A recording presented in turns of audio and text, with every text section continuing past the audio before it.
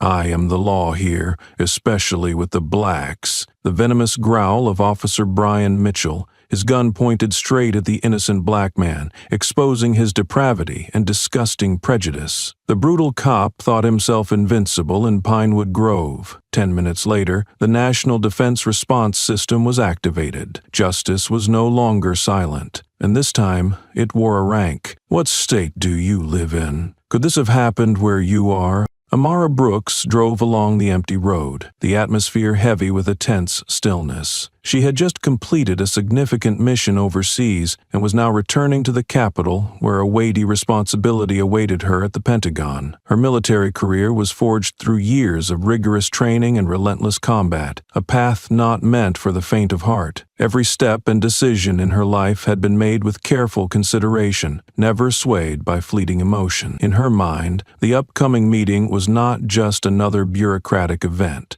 but a pivotal turning point that could determine the future of many. The car glided quietly along the deserted street, a result of the lockdown order issued in response to ongoing protests throughout the city. The sound of other engines gradually faded, replaced by a haunting silence along a rarely traveled road. Amara scanned her surroundings, noting a few patrol cars stationed nearby, though nothing indicated immediate trouble. Yet the deceptive calm of the scene unsettled her. A wordless instinct warned her that something was coming, even if she couldn't yet define it. Suddenly, the sharp beam of patrol headlights flashed in her rearview mirror, accompanied by a pulsing siren cutting through the stillness. Amara saw a police vehicle blocking the road ahead. Inside was Maddox, a figure well known for his history of racial misconduct. To Amara, he was no stranger. He had been accused multiple times of abuse of power, yet continued to operate above the law thanks to hidden ties within the force. His expression was rigid, his eyes dripping with contempt, and his arrogance made people avoid even meeting his gaze. Maddox quickly approached Amara's car and ordered her to stop. Without offering any clear explanation, Maddox accused her of a traffic violation, refusing to provide evidence. His voice was firm, his tone uncompromising, leaving no room for defiance. The pressure he exerted thickened the air around them, but Amara remained composed, locking eyes with him in quiet defiance. There was no fear or hesitation in her stance, only a deep awareness of who she was and the battles she was prepared to face. She knew this was no routine stop. It was a calculated move meant to undermine her as a high-ranking black woman in the military. Her thoughts churned between past and present, recalling her struggle against deep-rooted prejudice in an environment never meant to welcome someone like her. From the earliest days of her service, she had endured unjust treatment, her abilities questioned simply because of her skin color and gender. But each obstacle only fortified her resolve. She refused to yield to any form of injustice or baseless bias. For change to happen, it would take courage and strategy, not impulsive reactions. In that moment, her gaze sent a clear message. She would not be broken by ignorance and hatred. She was ready to face whatever came next. With calm and unshakable resolve, Amara prepared to step out of the car, ready for what awaited her. Maddox neared her vehicle, his face cold, eyes filled with disdain and hostility. He gave her no chance to explain, barking commands for her to exit immediately. His words were sharp, laced with biting remarks and racist undertones, designed to wound and destabilize. He made no attempt to hide his contempt, treating Amara like an easy target in his twisted game of power and prejudice. Closing the space between them, he jabbed a finger at her face with intimidating force, forcing her into a defensive stance. His actions went far beyond standard protocol, displaying unrestrained arrogance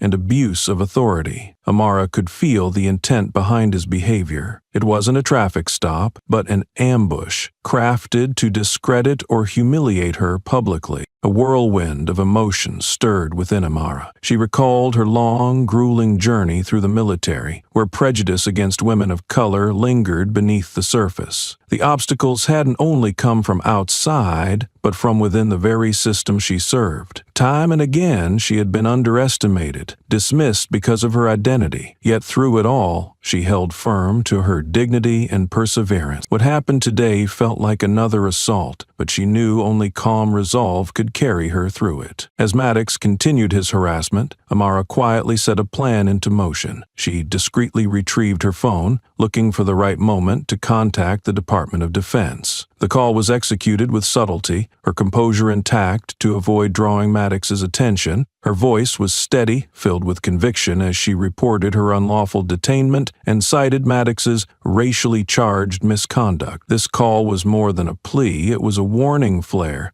signaling deeper threats embedded within military and law enforcement structures. She measured her words carefully, aware that a single misstep could worsen her situation. Yet somewhere deep within, a renewed strength surged. Everything else faded, leaving only her will and clarity. She would not let fear define her. Once the call ended, Amara shifted from reactive to proactive. She vowed not to retreat, no matter how treacherous the road ahead. Confronting injustice and discrimination wasn't just personal, it was her duty as a soldier, a leader, and above all, as a human being committed to truth and justice. These tense moments made her even stronger. Amara understood that the battle wasn't confined to foreign soil. It was also waged internally against systems eager to control through prejudice and unchecked power. With poise, intelligence, and unflinching bravery, she would press forward, unwilling to let oppression shape her destiny. Her unbreakable spirit would be the fiercest weapon in the fight ahead. The sudden ring of a phone pierced through the silence inside the moving vehicle. Amara Brooks glanced down at the screen and felt a surge of reassurance when she saw the name Rachel Stanton. Rachel, an FBI agent with an unimpeachable reputation for exposing corruption and abuse of power, had always stood on the side of justice, regardless of the risks. Sharp and resolute, she was relentless in her pursuit of truth, even as powerful forces constantly sought to silence her.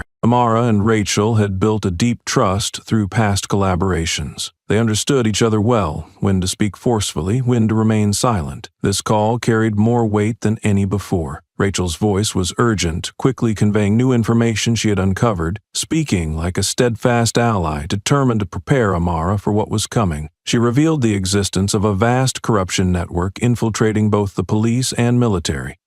Maddox wasn't merely a rogue officer, he was a key link in a chain of illicit actions, protected by high-ranking officials. This network extended far beyond the local level, intricately tied to institutions with formidable influence, making the mission to expose it exponentially harder. Rachel's warnings came in waves, forcing Amara to face the grim reality ahead. She didn't downplay the danger, emphasizing that the system's protectors would use any means necessary to preserve their power and interests. As Amara listened, the pieces of a much darker puzzle began to form. Each new detail added weight to the threat she now faced, one more severe and immediate than anything she had previously encountered. In that moment, Amara's mind raced. She considered her next steps, wondering whether she could truly stand against a system fortified by so many layers of protection. Yet beneath those doubts rose an unshakable will. She knew she couldn't turn back, not with the truth at stake, not with so many voiceless people depending on her to speak up. Every word Rachel spoke ignited a deeper resolve within her, urging her to be stronger, more steadfast, and ready for the challenge ahead. The call ended with a heavy sigh, but it carried hope. Amara restarted the car, her eyes fixed ahead with fierce determination. She was not just a soldier or an individual. She was a symbol of defiance, someone fighting to root out injustice from its foundation. The pressure remained, but now she knew she wasn't alone. Rachel's support was like a guiding light, helping her move forward with greater confidence on the thorny path that lay ahead. Soon after the initial call, Rachel Stanton and Amara Brooks moved into detailed planning. With years of experience in complex investigations, Rachel proposed a strategy of tight coordination, focused on collecting evidence in the most discreet and secure manner possible. Maintaining absolute confidentiality was paramount to reduce the risk of detection or sabotage by those in power. Rachel stressed that every step had to be meticulously planned, from reaching sources to securing and transmitting data. She outlined safety measures for all involved, aiming to shield them from retaliation or external pressure. Amara agreed wholeheartedly, recognizing that such collaboration would not only empower her efforts, but also protect colleagues and witnesses in the line of fire. During their conversation, Rachel shared further intel on Maddox and his associates. He wasn't acting alone, but rather functioned within a sophisticated web of corruption, connected to influential figures within the military and law enforcement. His acts of racism and misconduct weren't isolated errors, but calculated components of a larger system that manipulated power for its own benefit. The entanglement between Maddox and these senior figures made the task of revealing the truth more daunting, but also more urgent than ever. Rachel warned of the investigation's dangers. Any misstep could provoke severe retaliation, even direct threats to their lives. Still, she vowed to stand by Amara, offering full support from within the FBI and promising to intervene should the situation escalate. Her commitment fortified Amara, reminding her she wasn't entering this fight alone. The two women emphasized the need to preserve their mutual trust, an essential anchor in a landscape riddled with danger. Rachel underscored that only through unity and strict secrecy could they navigate the obstacles ahead. Amara shared her own concerns, and together they constructed a strong protective framework against covert attacks from enemies within the system. After the call, Amara felt a renewed strength. Rachel's presence was a lifeline in the storm she now faced. The burden of solitude had been lifted, replaced by the power of solidarity and shared purpose. That realization only deepened her resolve. She would not and could not stand alone in this fight. In her mind, contingency plans began falling into place with clarity and precision. She mentally prepared for everything, from minor threats to major counterstrikes that could place her in extreme danger. Heightened awareness and unwavering determination became her armor as she steeled herself to fight for justice and truth. Amara silently vowed that no matter how treacherous the road ahead became, she would not allow injustice to persist another moment. With her strength and intellect, she would lead the charge against the entrenched network of corruption that continued to damage the very values she had sworn to protect. This was not just a promise to herself, it was a pledge to those awaiting change.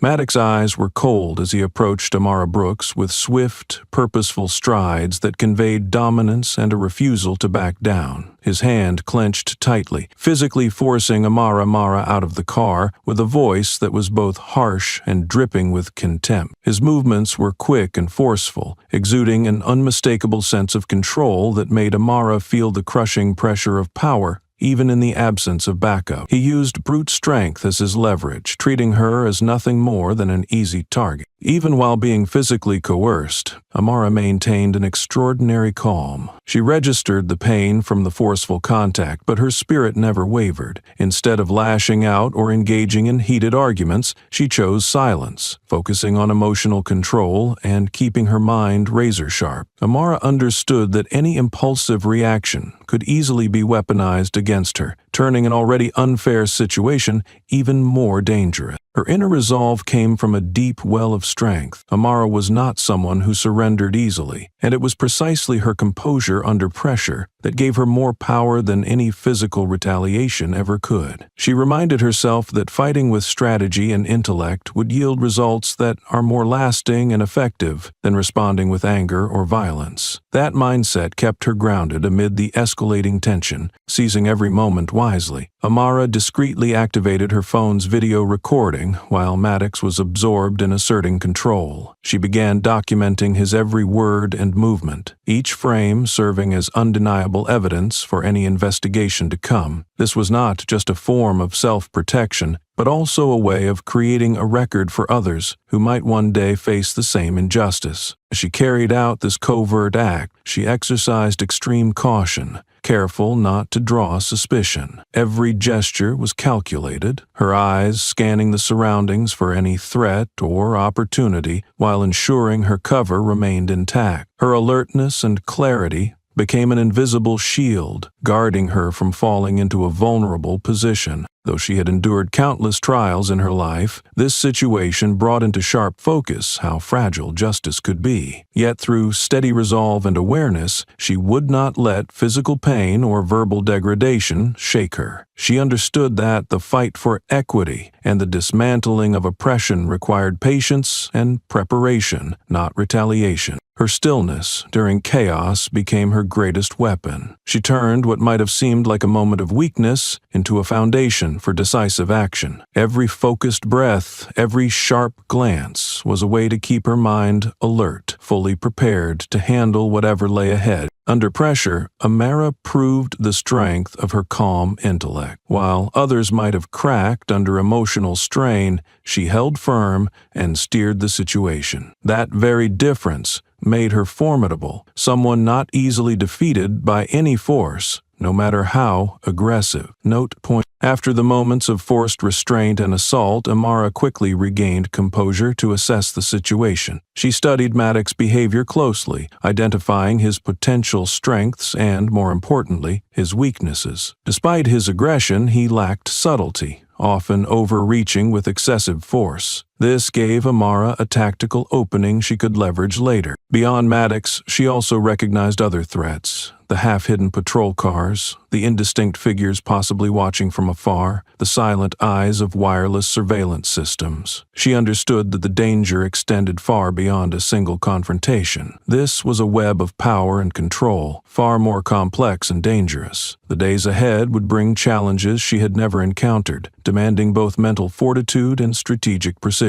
In that moment, Amara reminded herself why she had held on so long. Every obstacle she faced was a stepping stone on a much longer journey to fix a deeply flawed system. Her mission was no longer personal. It had become a broader pursuit of justice for those wronged and silenced by the abuse of power. That thought ignited a fire within her, fueling her strength to carry on. With renewed spirit, Amara mentally braced herself for the trials to come. She knew the road ahead would be perilous, but it was also a chance to prove her worth and demonstrate her true power. Her mind remained locked on the next move, refusing to be distracted or thrown off course. She visualized her plan clearly. She would continue collecting evidence, quietly and meticulously, making sure no one discovered her intent. Reaching out to trusted allies became her top priority, building a network strong enough to withstand the inevitable fallout. At the same time, she prepared contingency plans to protect herself and those who might be caught in the crossfire. Amara knew adaptability and initiative were essential for survival in such a hostile environment. Secrecy wasn't just a strategy, it was survival. Preserving the integrity of her evidence and safeguarding her plan depended on her ability to remain one step ahead. She stayed alert, ready to shift tactics if the situation changed suddenly. Despite the weight of violence and intimidation,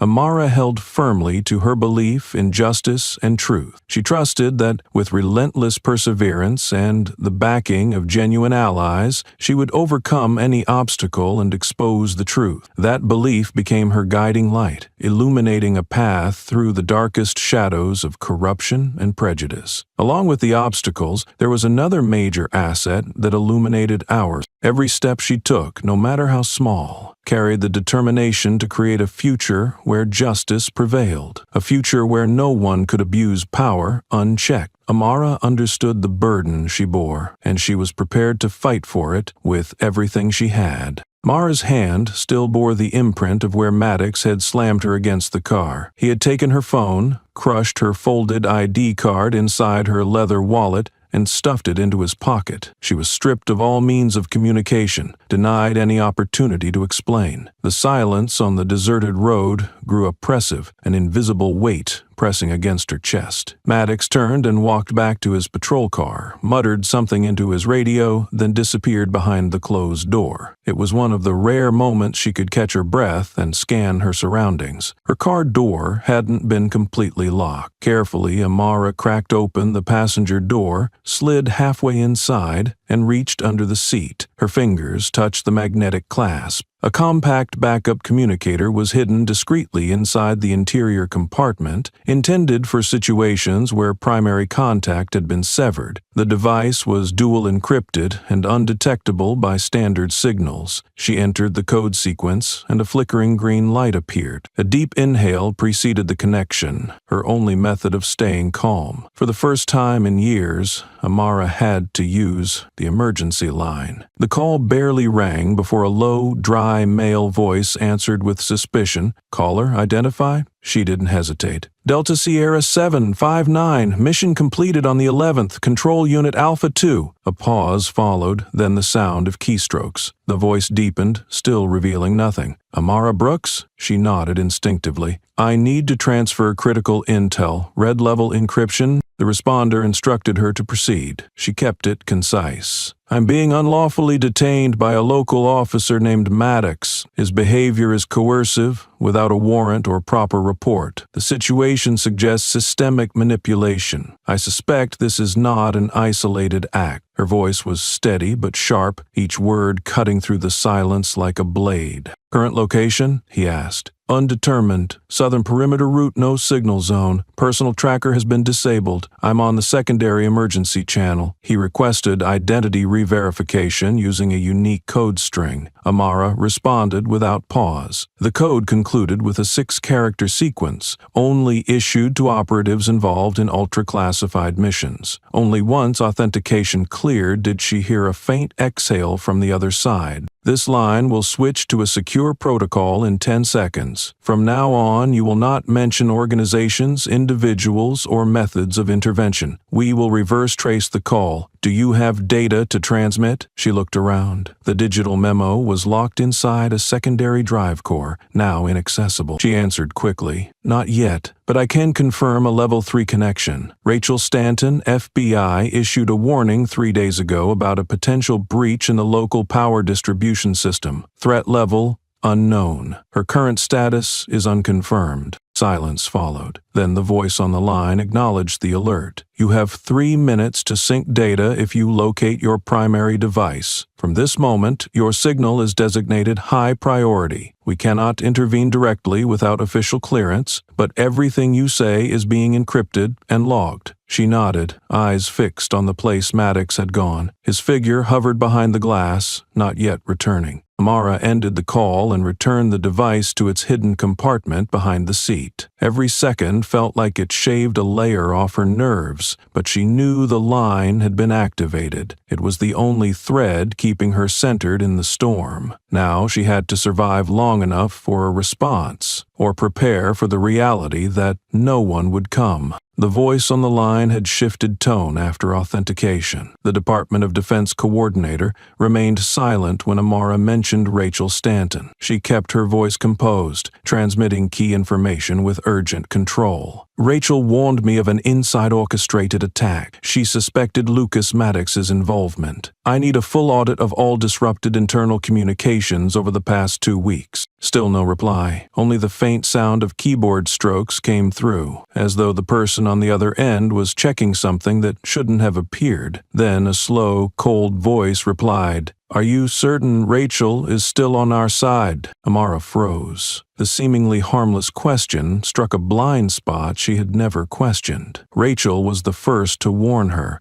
the one who shared intel, worked beside her in previous operations. Yet Amara had never verified the origin of Rachel's data. She had trusted her implicitly, because of shared history, because of battles fought together. That trust now trembled. Amara exhaled slowly, eyes fixed on the dimming light at the end of the road. "I have no definitive proof, but if there's an active reverse surveillance order, I request it be extended to all of my communications over the last 48 hours. Her tone left no room for ambiguity. The other end offered no reply, but the indicator on her device confirmed the command had been executed. A data stream began to appear on the auxiliary interface. From an unnamed unit's secondary server, there had been unauthorized access to Amara's file 5 days ago. The IP address was masked, but the anomaly was that the access came from an internal network. The user operated under a level 3, clearances equivalent to a federal agent. Amara went still. That was the level Rachel used. No official confirmation revealed who made the access, but the timestamp, location, and scope of the breach drained her blood. Though she couldn't conclude definitively, the signs were enough to challenge every prior assumption. She was in the middle of a labyrinth where everyone might be wearing a mask. Amara extracted an encrypted file set hidden inside a secure drive, uploading it to the emergency data center. The files contained not only technical logs but also mirrored warnings from Rachel, communication records, and time-stamped encrypted notes. After finishing the transmission, she disconnected manually. Every call after this would be traceable, and the time to remain hidden was running out. Inside the closed vehicle cabin, the dashboard lights dimmed. No more voices came through, only the chilling echo of unraveling certainties. The call hadn't brought her reassurance. It wasn't a promise of protection. It was the first scissors to cut through a curtain long untouched. Rachel, Lucas, Maddox, those names could no longer be defined in absolutes. Ally or enemy, neutral or manipulative, all were dissolving into a gray space where truth was uncertain. Amara clenched her fists,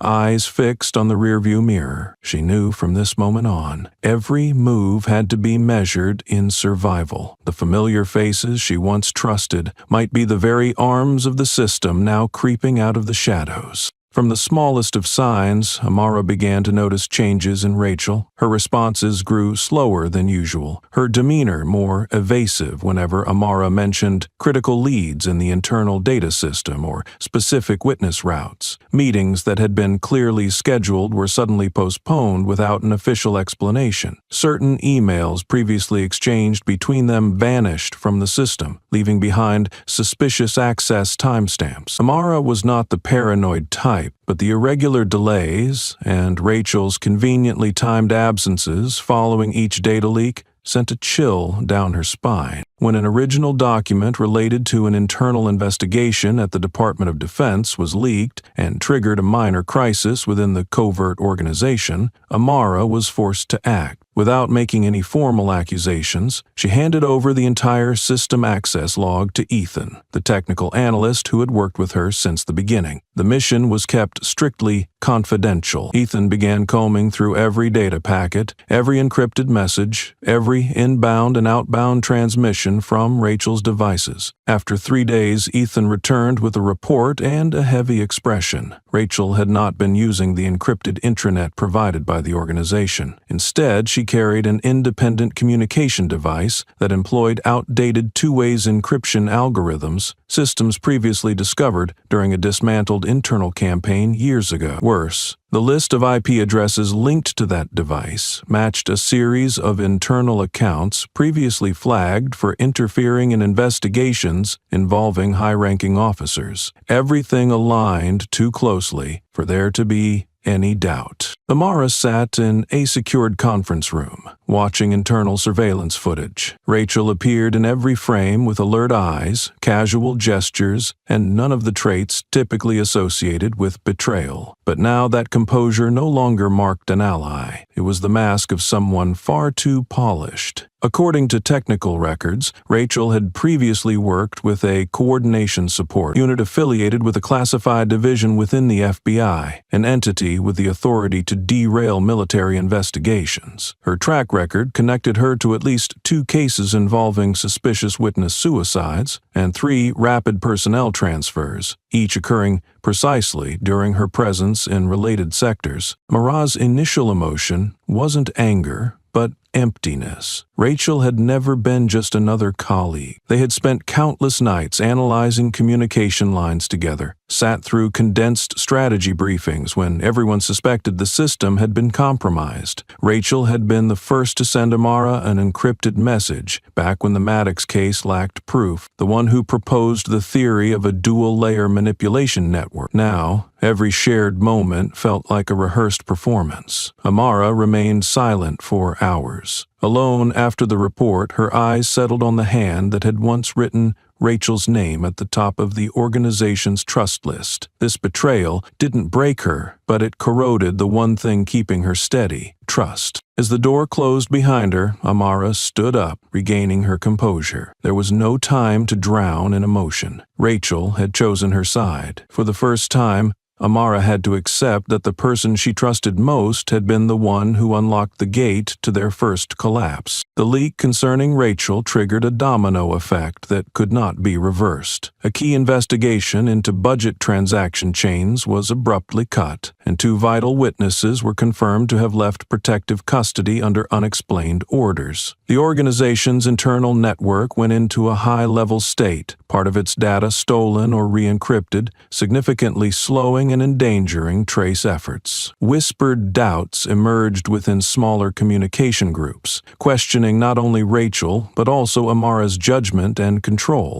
Some in the team voiced openly that Rachel had been overly shielded by Amara. Meetings involving Rachel, once labeled trust circles, were now seen as fatal vulnerabilities. Under pressure, Amara didn't deflect. She called an emergency meeting in the lowest-level safe room, the group's original command center. Entering the room with all eyes heavy upon her, Amara carried no documents. She stood tall and spoke clearly. Estimada voyachu. She stood all and spoke clearly. She admitted her misjudgment of Rachel, acknowledged the holes in their surveillance and security protocols, and did not justify the misplaced trust. But she made one point clear. We didn't build this system to avoid mistakes. We built it to survive them. Step by step, Amara laid out a security overhaul plan, from changing core encryption protocols and decentralizing access rights to cutting off every interface Rachel had ever touched. She appointed 3 new overseers to the witness network and introduced a 3-tiered response roadmap for any member under suspicion. No one interrupted, but the tone in the room shifted. A day later, Amara received a strange file from an unknown source, attached to a brief note. You need to hear this, even if it's too late. Inside was a voice recording, less than a minute long. It was a familiar female voice, frantic, conflicted. Sometimes I don't even know whose side I'm on. I used to think she was right, but this system is too big to fight. That voice, unmistakably Rachel's, carried none of the cold precision she had shown at her disappearance. It was the voice of someone trapped between choices, lost inside her own decisions. Amara played it over and over, not to understand Rachel, but to determine whether she felt rage or regret. She couldn't find the answer. Rachel vanished from the network.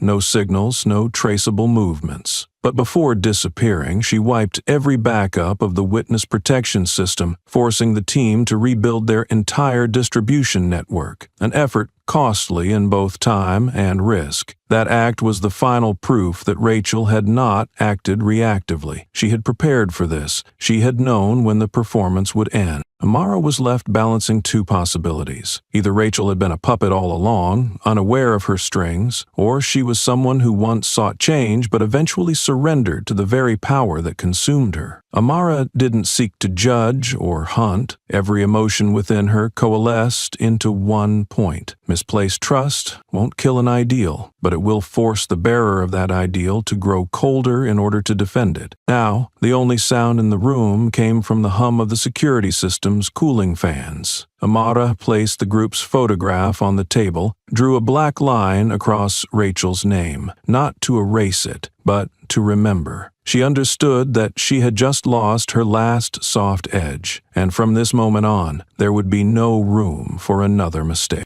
Amara had changed her hiding place for the 3rd time in less than a day. The safe routes were becoming increasingly unreliable, and backup connections were dropping one by one, as if someone was flipping through her travel map from behind. As she turned at an abandoned intersection leading into an old warehouse district on the city outskirts, a heavy footstep echoed from a hidden corner. She spun instinctively, hand tightening around a defensive object inside her jacket pocket. Emerging from the shadows was a face so familiar it was almost unmistakable. Emerald. His voice was hoarse and deep, reminiscent of brief consultations during the campaign 3 years earlier. Damian Rourke stood before her, still lean and tough, his shoulders worn in the way of those who no longer wore the uniform but never forgot how it once hugged their chest. In his hand was a silver badge and a compact bundle of documents wrapped in dry cloth, presented without preamble. Amara took half a step back.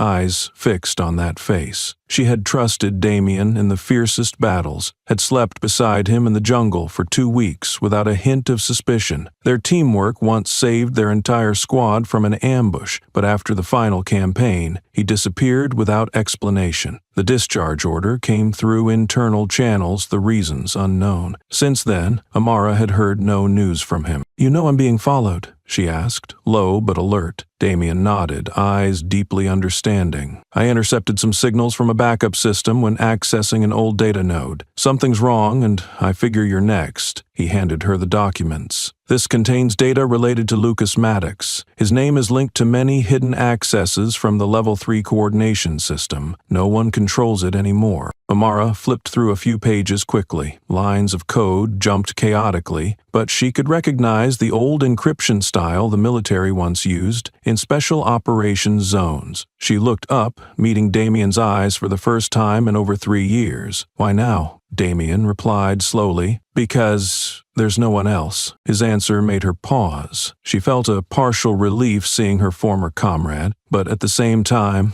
a cold wariness crept in. He appeared too timely, and what he knew was too specific, as if he had been tracking her for a long time. Damien dodged when she asked about the data source, claiming it was accidentally collected while cleaning old backup servers. His gaze shifted away when pressed about why he abruptly left the military. The answer seemed rehearsed, slow, and lacking conviction. Amara asked no further questions. She memorized every expression, every gap in his words, filing them in a separate corner of her mind. She understood that surviving alongside someone didn't guarantee they still held the same ideals. She had witnessed that truth too many times in faces that changed color after war. Damien proposed leading her to a secure data site south of the city, where he claimed he could help transmit signals without being traced. Amara nodded, but inside her, the warning lights were already flashing. This old ally's footsteps would no longer be assumed to mean companionship. Every step had to be scrutinized with clear eyes. She was ready for either outcome, rescue or betrayal. Mara entered the abandoned warehouse Damien led her to, her eyes swiftly scanning the dim space, ears tuned for any unusual sounds. She had allowed him to accompany her, but everything was confined within the limits she had set. The main communication point, data transmission lines, and temporary passwords were all renewed before his arrival. Every code Damien received was a constructed shell, just enough for him to believe he was being entrusted, but not enough to harm her if he turned. She began testing him. The information he provided was intentional and false, meticulously crafted so a casual observer would not detect it. Each time Damien responded, she observed his eyes, the delay in his answers, and how he steered the conversation. She had learned to read such signs during interrogations and now applied them precisely to someone she once considered a teammate. During a rest at a secondary signal relay station, Amara opened a temporary interface to check recent access logs. An unusual code appeared, showing someone had just accessed the internal reporting system, access reserved only for active officers. She glanced at Damien, sitting a few steps away, focused on the data map. When asked, he did not deny it, but casually explained that an old friend from the IT department had once let him use temporary access to check old reports. That excuse sounded plausible enough to an outsider, but sparked many layers of suspicion in Amara. She did not press further, only nodded and changed the topic. But in her mind, all the dots began connecting. Damien disappeared just as the system detected a vulnerability 3 years prior. He reappeared at the moment multiple security layers were being breached, with access far deeper than that of a discharged person. His connection to Maddox's network remained unclear, but those signs were more than enough for her to remain on highest alert. Amara showed no emotion and refused to jump to conclusions. She quietly altered her travel route, sent fallback signals to contact points, and reset encryption algorithms. The data she carried was now double encrypted, with a fail-safe chain if anyone intruded without biometric authentication. All contents would self-destruct within 15 seconds. She prepared backup escape routes and an emergency signal, just in case Damien was no longer the man she once knew. When the case reset route was opened, she pulled herself out and fled the city as safely as possible, trying to avoid using a weapon she knew wasn't safe to use. As they left the warehouse, the silence was suffocating. Damien maintained a calm demeanor, occasionally asking questions as if confirming directions. Amara answered briefly, betraying no suspicion. Yet every step she took was calculated. All signals she left behind were manually encrypted, avoiding any device that could be monitored. As night fell, they stopped at an empty lot on the city's edge. Damien started a fire while Amara checked her equipment. The moment felt rare and peaceful, but in her mind, every hypothesis was rehearsed. Damien could be the timely savior or the guide leading someone else to end her life. After everything she had endured, Amara no longer afforded the luxury of believing in coincidence. She walked alongside him, but her heart bore a guarded cut. In war, the light behind you is sometimes just the flash of a gun waiting to fire. Amara had just changed her safe house for the third time in under a day. Previously secure routes had become unreliable. Backup links were falling apart layer by layer, as if someone was mapping out her movements from behind. As she turned into a deserted intersection leading to an old warehouse district on the city's outskirts, a low, deliberate footstep echoed from the shadows. She turned instinctively, gripping the object hidden in her coat pocket. The man who stepped out was a face so familiar it was almost impossible to mistake. "Amara," he said, his voice gravelly and deep, like the brief exchanges they used to share during operations 3 years ago. Damien Rourke stood before her, lean and hardened, with shoulders that still bore the shape of a uniform long since shed but never forgotten. In his hand was a silver key card and a tightly wrapped cloth bundle, which he extended to her without preamble. Amara stepped back slightly, her eyes locked on his face. She had once trusted Damien in the most brutal battles, had slept beside him in the jungle for 2 weeks without a hint of doubt. Their synchronicity had once saved the entire unit from an ambush, but after the last campaign, he disappeared without a word. His discharge came through internal channels with no explanation. Since then, she had heard nothing from him. "You know I'm being tracked?" she asked, her tone low and guarded. Damien nodded, his eyes shadowed by a knowing edge. "I picked up signal anomalies while accessing an old data node. Something's off, and I figured you'd be next." He handed her the bundle. "This has information on Lucas Maddox. His name's linked to multiple hidden accesses through Tier 3 coordination systems. It's out of control." Amara flipped through several pages. The data stream was erratic,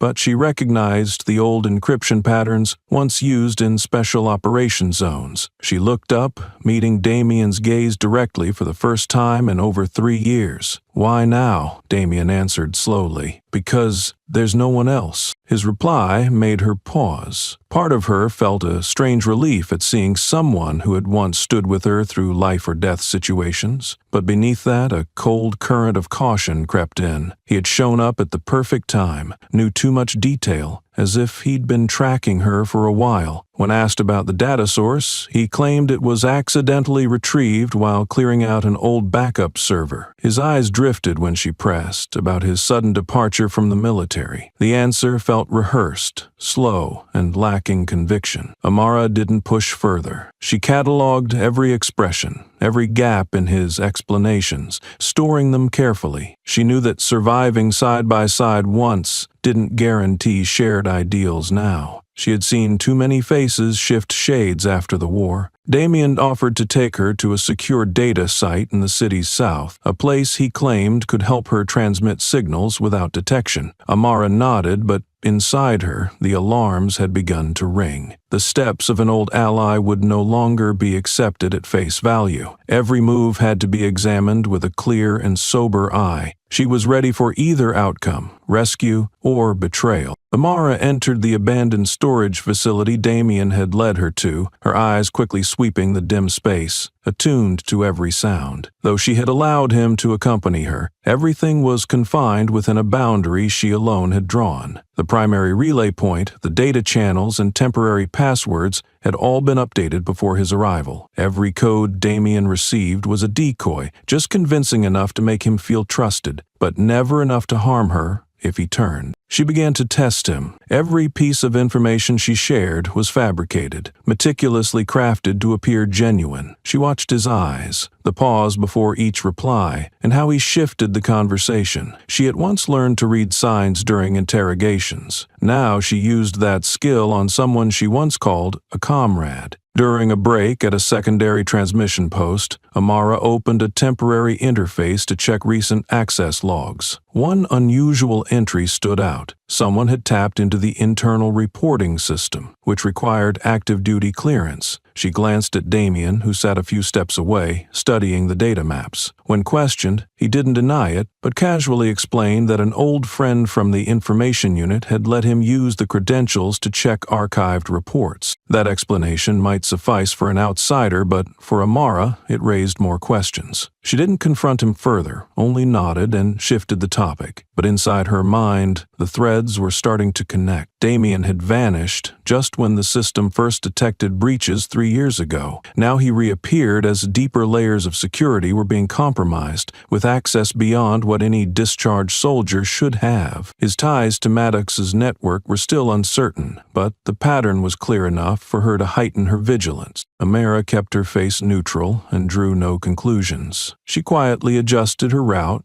pulled back her contact points, and rebuilt the encryption algorithm. The data she carried was now double encrypted, programmed to self-destruct within 15 seconds if accessed without biometric confirmation. She prepared an escape route and a one-time distress signal, in case Damien was no longer the man she once knew. As they left the storage site, the silence between them thickened. Damien remained composed, occasionally asking questions that seemed like subtle probes. Amara answered briefly without showing suspicion, but every step she took was a calculated measure. All signals she left behind were hand-coded, bypassing any traceable devices. When night fell, they stopped at an open field on the city's edge. Damien built a fire, while Amara checked her equipment. It was a rare moment of calm, yet her mind ran through every scenario. Damien could be the one who arrived just in time to save her, or the one leading someone else to finish her off. And Amara, after all she had been through, no longer had the luxury to believe in coincidence. She walked beside him, but her trust was already split by a silent wound. In war, the light behind you could just as easily be the flare of a rifle preparing to fire.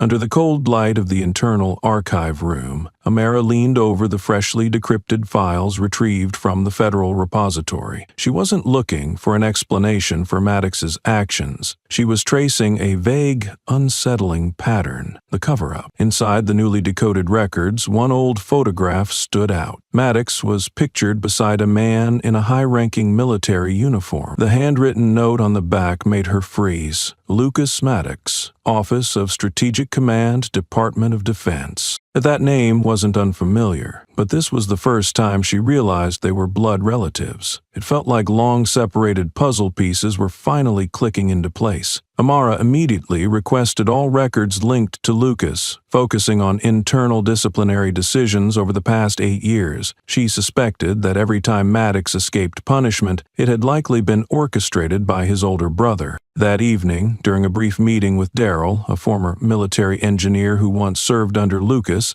Amara subtly brought up the topic. Daryl scoffed when he heard Maddox's name, then recounted witnessing a heated argument between the two brothers at Farewell Air Base. According to him, Lucas had ordered the destruction of one of Maddox's disciplinary reports to avoid disrupting the overall personnel management strategy. But what lingered in Amara's mind was something Maddox had once said aloud. "My brother only cares about his own power, not about me." To Amara, the statement carried 2 layers of meaning. One was a simmering resentment Maddox harbored for a brother who constantly meddled in his personal affairs. The other was the sign of a reluctant alliance, one where power was used not out of loyalty, but to keep everything, even family, within controlled bounds. Amara began mapping out their relationship, gradually forming a theory that Lucas didn't protect Maddox out of kinship, but out of fear that if his brother were exposed, many other secrets would unravel as well. She revisited the timeline leading up to her own detainment.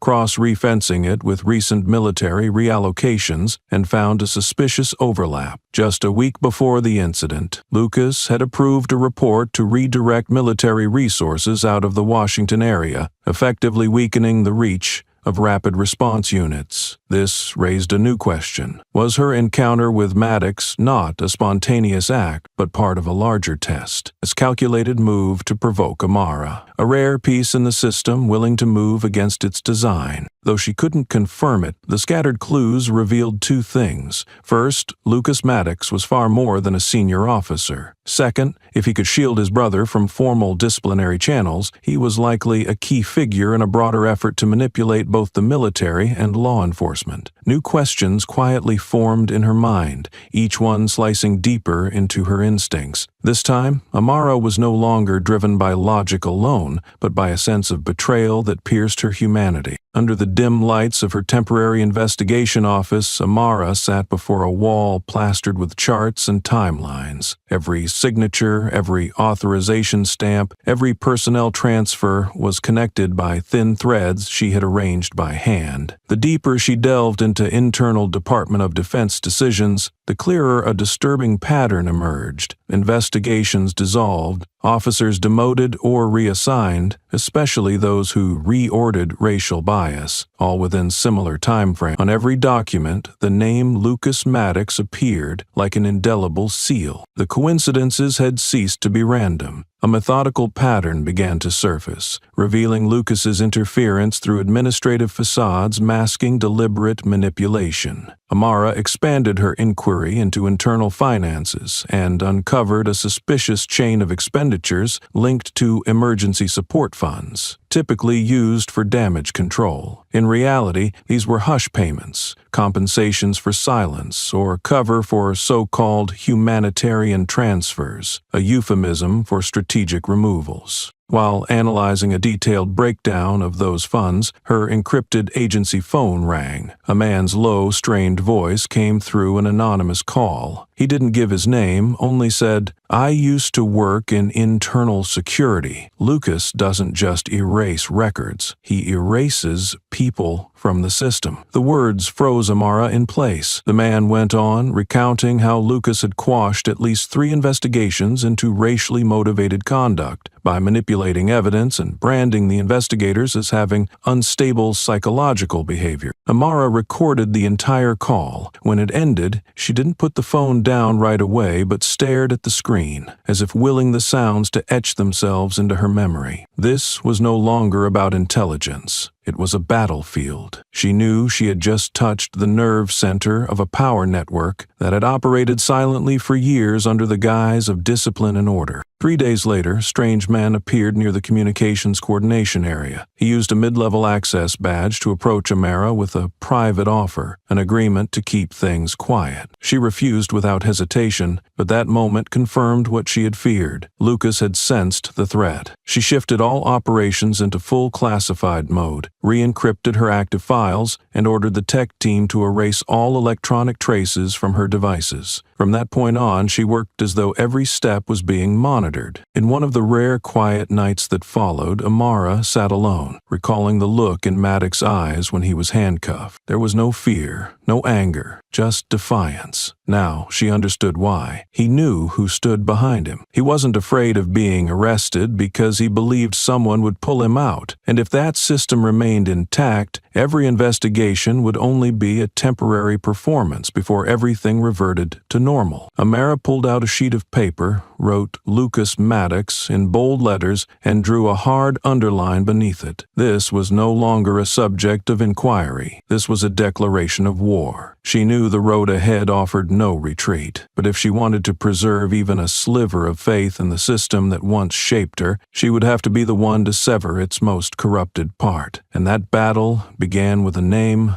once believed to be untouchable. Amara sat in silence inside a cramped investigation room, the glow of the computer screen casting shifting shadows across her face as she examined the increasingly suspicious patterns emerging from Maddox's case files. Reports related to his conduct were no longer being handled with the same transparency as before. Key documents had been subtly altered, and some copies had vanished entirely, leaving strange gaps in the official records. There was an unmistakable delay in the collection and processing of evidence. Surveillance footage and witness statements linked to Maddox were either missing from the system or suspended without valid justification. What troubled her further was the sudden change in witness behavior. Those once willing to cooperate were now being systematically blocked from speaking or subjected to subtle forms of pressure that led them to recant. Some had disappeared altogether or withdrawn mysteriously. Amara understood these were not coincidences, but the results of a sophisticated campaign designed to bury the truth and shield the individuals involved. One question grew louder in her mind. How many people were complicit in this manipulation? Her suspicions deepened as she discovered that internal meetings within the investigative team were rarely documented in full. Certain sessions occurred without all members present, and major decisions were either concealed or adjusted behind closed doors. She saw crucial classified documents being withheld, denied to individuals with direct responsibility in the case. At times, she felt deliberately excluded from critical parts of the investigative process. Pressure from above began to weigh heavily on her. Higher-ranking officials issued subtle directives urging her to de-escalate the case, to divert attention toward less sensitive areas, and to avoid drawing too much scrutiny. Some colleagues who had once been close now grew distant, even openly opposed or indifferent to her efforts. Amara suspected that some of them had been bought off or were under pressure from hidden forces determined to delay or derail the investigation. Internal conflict transformed the investigative environment into a tense and politically charged battlefield. Each workday no longer felt collaborative but adversarial, marked by scrutiny, strategic maneuvering, and efforts to safeguard individual or factional interests. Amara felt herself caught in a vortex of schemes, where justice was no longer the priority and protecting power had taken its place. Despite it all, she held firm in her belief that the truth would ultimately prevail. These obstacles and shifting tides were merely challenges she had to overcome. Surrounded by corruption and internal sabotage, Amara vowed not to stop fighting for herself and for those who had been silenced or harmed. She began preparing for her next steps with more caution but stronger resolve, determined not to let deceit and manipulation win. Realizing that the official investigative system had been compromised, Amara chose to work outside of it. She began taking discreet, strategic measures to gather evidence without detection. She called upon trusted relationships built over the years, people who believed in her and were willing to help, even if it meant taking great personal risks. Every meeting and exchange was planned with precision, secured through advanced encryption tools to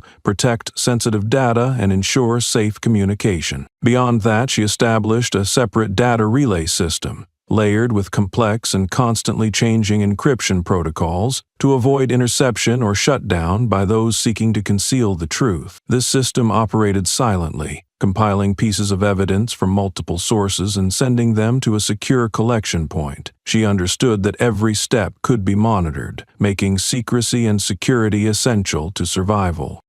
Still, her covert efforts did not shield her from danger. In fact, the threats escalated. Amara received veiled warnings through phone calls and emails, and it became clear that someone was monitoring her movements. The forces embedded within the system would stop at nothing. Character attacks, information suppression, and even direct retaliation were all on the table. The pressure was both external and internal, as even some close associates were pulled into the widening storm, testing her spirit again and again. Through all of it, Amara never backed down. She persisted, collecting vital new clues step by step. Then came a pivotal discovery, irrefutable evidence that Maddox was not acting alone. Behind him was a network of protection and direction from powerful individuals within the Department of Defense, figures with the authority to orchestrate and cover up complex operations. This revelation forced Amara to expand the scope of her investigation. The corruption ran deeper and wider than she had ever imagined, and with it came greater danger.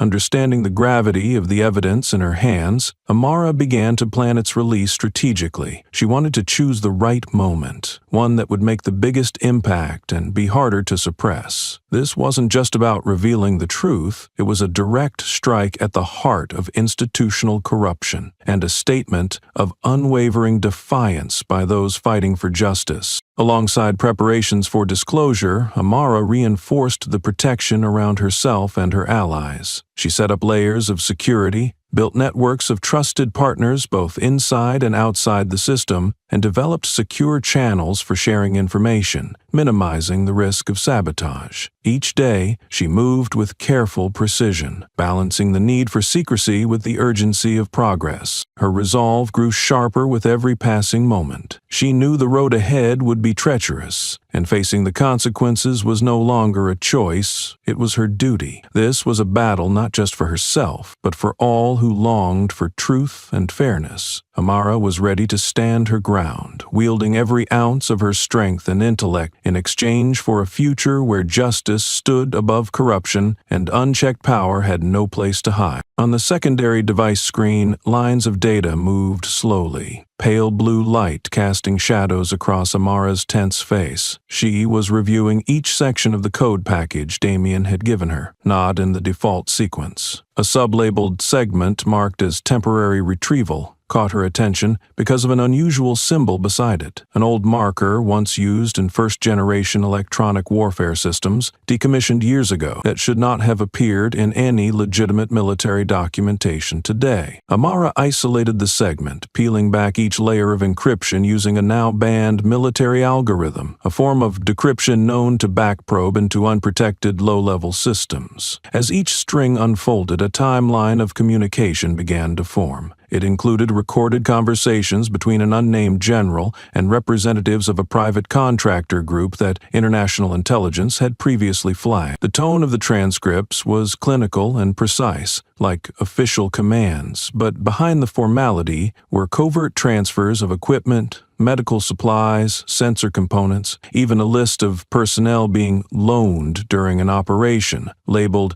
Stability Retention, all outside Department of Defense authorization.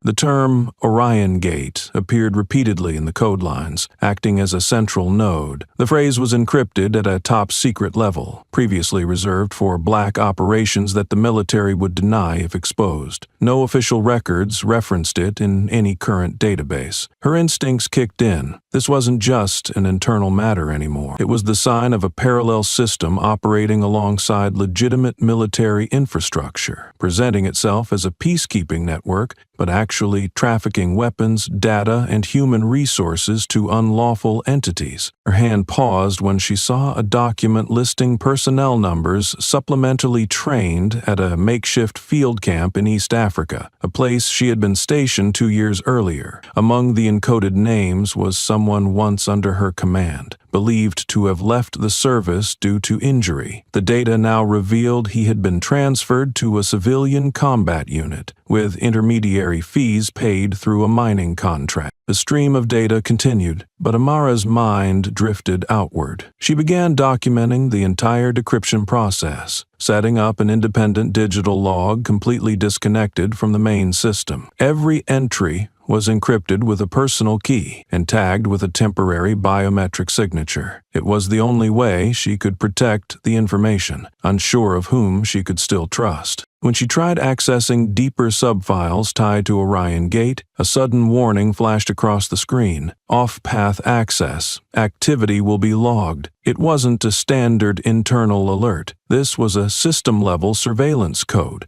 meaning someone had set up a filter to be notified if access boundaries were breached. Someone was watching, or had set traps to monitor who dared dig too far. Amara disconnected immediately, shutting down backup processors and removing the device from its main encryption shell. She couldn't determine the source of the tracking, but two possibilities stood out. Either Damien had embedded trace codes in the original package, or Orion Gate was being directly monitored by someone within the system, someone with enough clearance to track exactly what she was reading and how far she would go. Either way, she had crossed the safety threshold. There was no turning back now. She sat silently before the screen, the dim room casting shadows that made the code lines look like cracks spreading through a structure she once believed in. She traced the Orion Gate entries again, decoding fragments of journal logs that connected Lucas Maddox to operations conducted with external groups beyond U.S. borders. The first clues weren't names, but recurring identifiers like DG's Own,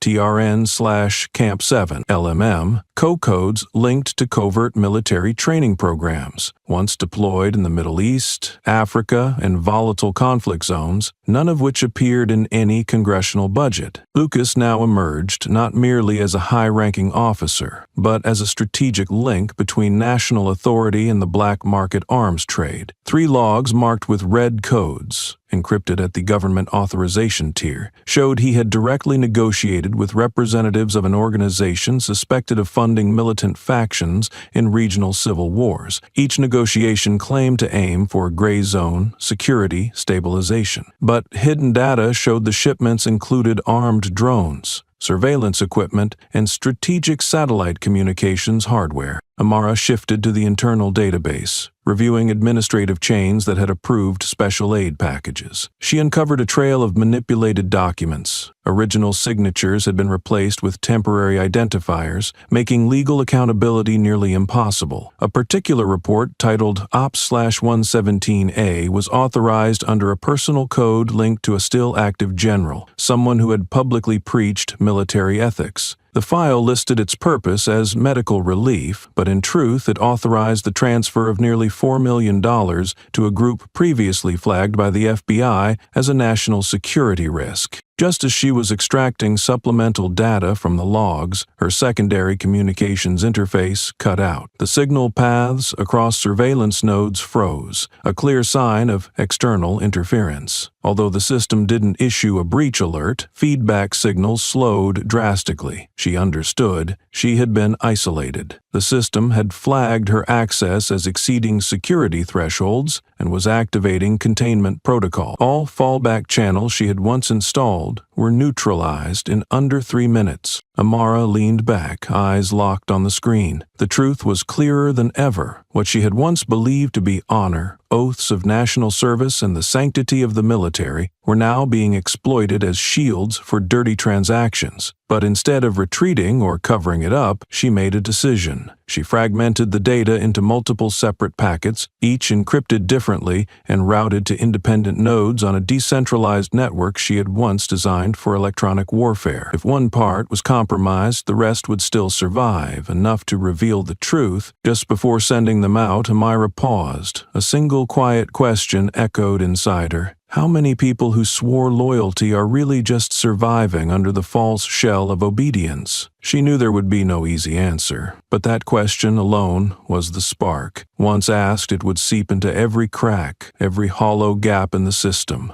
And sometimes, a crack, no matter how small, was all it took to start shaking a giant. She hit send. The first code packet began to move. The confrontation was no longer theoretical. It had begun. Elias had been a longtime comrade of Amara Brooks, a respected military officer known for his intellect and influence. He played a crucial role in assisting her investigation, offering access to sensitive sources and helping navigate complex situations. However, his recent behavior and shifting attitude began to unsettle Amara in ways she couldn't ignore. There was a vagueness in his conduct that sparked a growing sense of unease, and she started to wonder if Elias was hiding something from her. Their meeting took place at a quiet cafe, under an atmosphere heavy with tension. Amara maintained a composed exterior, but inside, doubts swirled endlessly. Elias appeared in his usual manner, yet his eyes held a trace of discomfort, as if he was trying to avoid direct confrontation. His evasive tone, the small gestures, the prolonged silences, each detail made Amara question his sincerity. She mentally compared his words with the evidence she had gathered, and the inconsistencies became more apparent with every passing minute. These suspicions had haunted her for some time, and now she decided to confront him directly. During their conversation, she held nothing back, asking Elias about the contradictions in his actions. She questioned why he always showed up precisely when things became complicated, whether he knew more than he let on. Elias sidestepped the questions,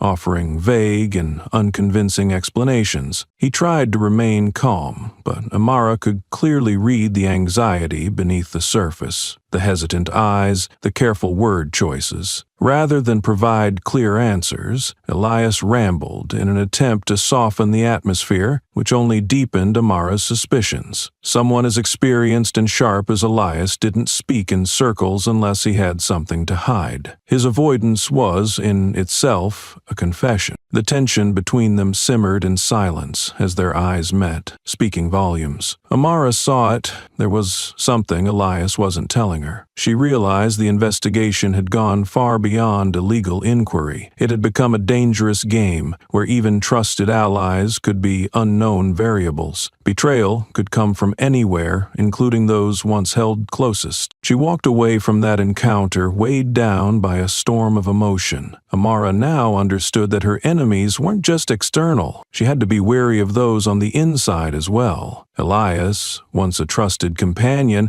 had become her greatest question mark. This marked a turning point as masks began to fall and the scope of her battle revealed layers she hadn't anticipated. Later, Amara faced Elias again in a cramped room lit by a dim overhead bulb, shadows dancing on their tense faces. Every gesture, every word from Elias now carried weight. The clues she had pieced together over time painted a painful picture. Elias was not the loyal partner she had believed him to be. He was entangled in a covert power network, aligned with forces that had long undermined the integrity of the military forces Amara had committed herself to exposing. A wave of disillusionment rose within her. The man who had stood beside her in the most grueling missions was now part of the betrayal. The secrets Elias had kept were slowly surfacing, and their weight pressed hard against her. It wasn't just the man who betrayed her. It was the very ideals, the shared sense of mission that now felt fractured. Mara's mind raced, trying to balance pain with clarity. She knew this fight against corruption and injustice was never clean. Not everyone would stand on the side of the truth. The harsh truth was that even those closest could become the most dangerous traitors. Vigilance would protect her from further damage, but it also deepened her isolation in this ongoing war. Their dialogue reached its boiling point. Amara's patience snapped, and she confronted Elias bluntly. "Are you really on my side, or are you just another pawn in their game?" Her voice was unwavering, her eyes locked on his face. Elias faltered, his voice trembling as he admitted being coerced into cooperation with those in power. "I didn't want to betray you, Amara, but there are forces I couldn't fight. I was trapped." He tried to explain that his loyalty had been exploited, that he was just a small piece in a much larger system beyond his control. His confession stirred a fleeting sense of pity in Amara, but disappointment and anger surged stronger. She couldn't forgive the betrayal of their shared ideals, especially when so much was at stake. Everything they had built could be destroyed by the very silence Elias had maintained. Though wounded, Amara knew she faced a defining choice. To continue working with Elias meant accepting immense risk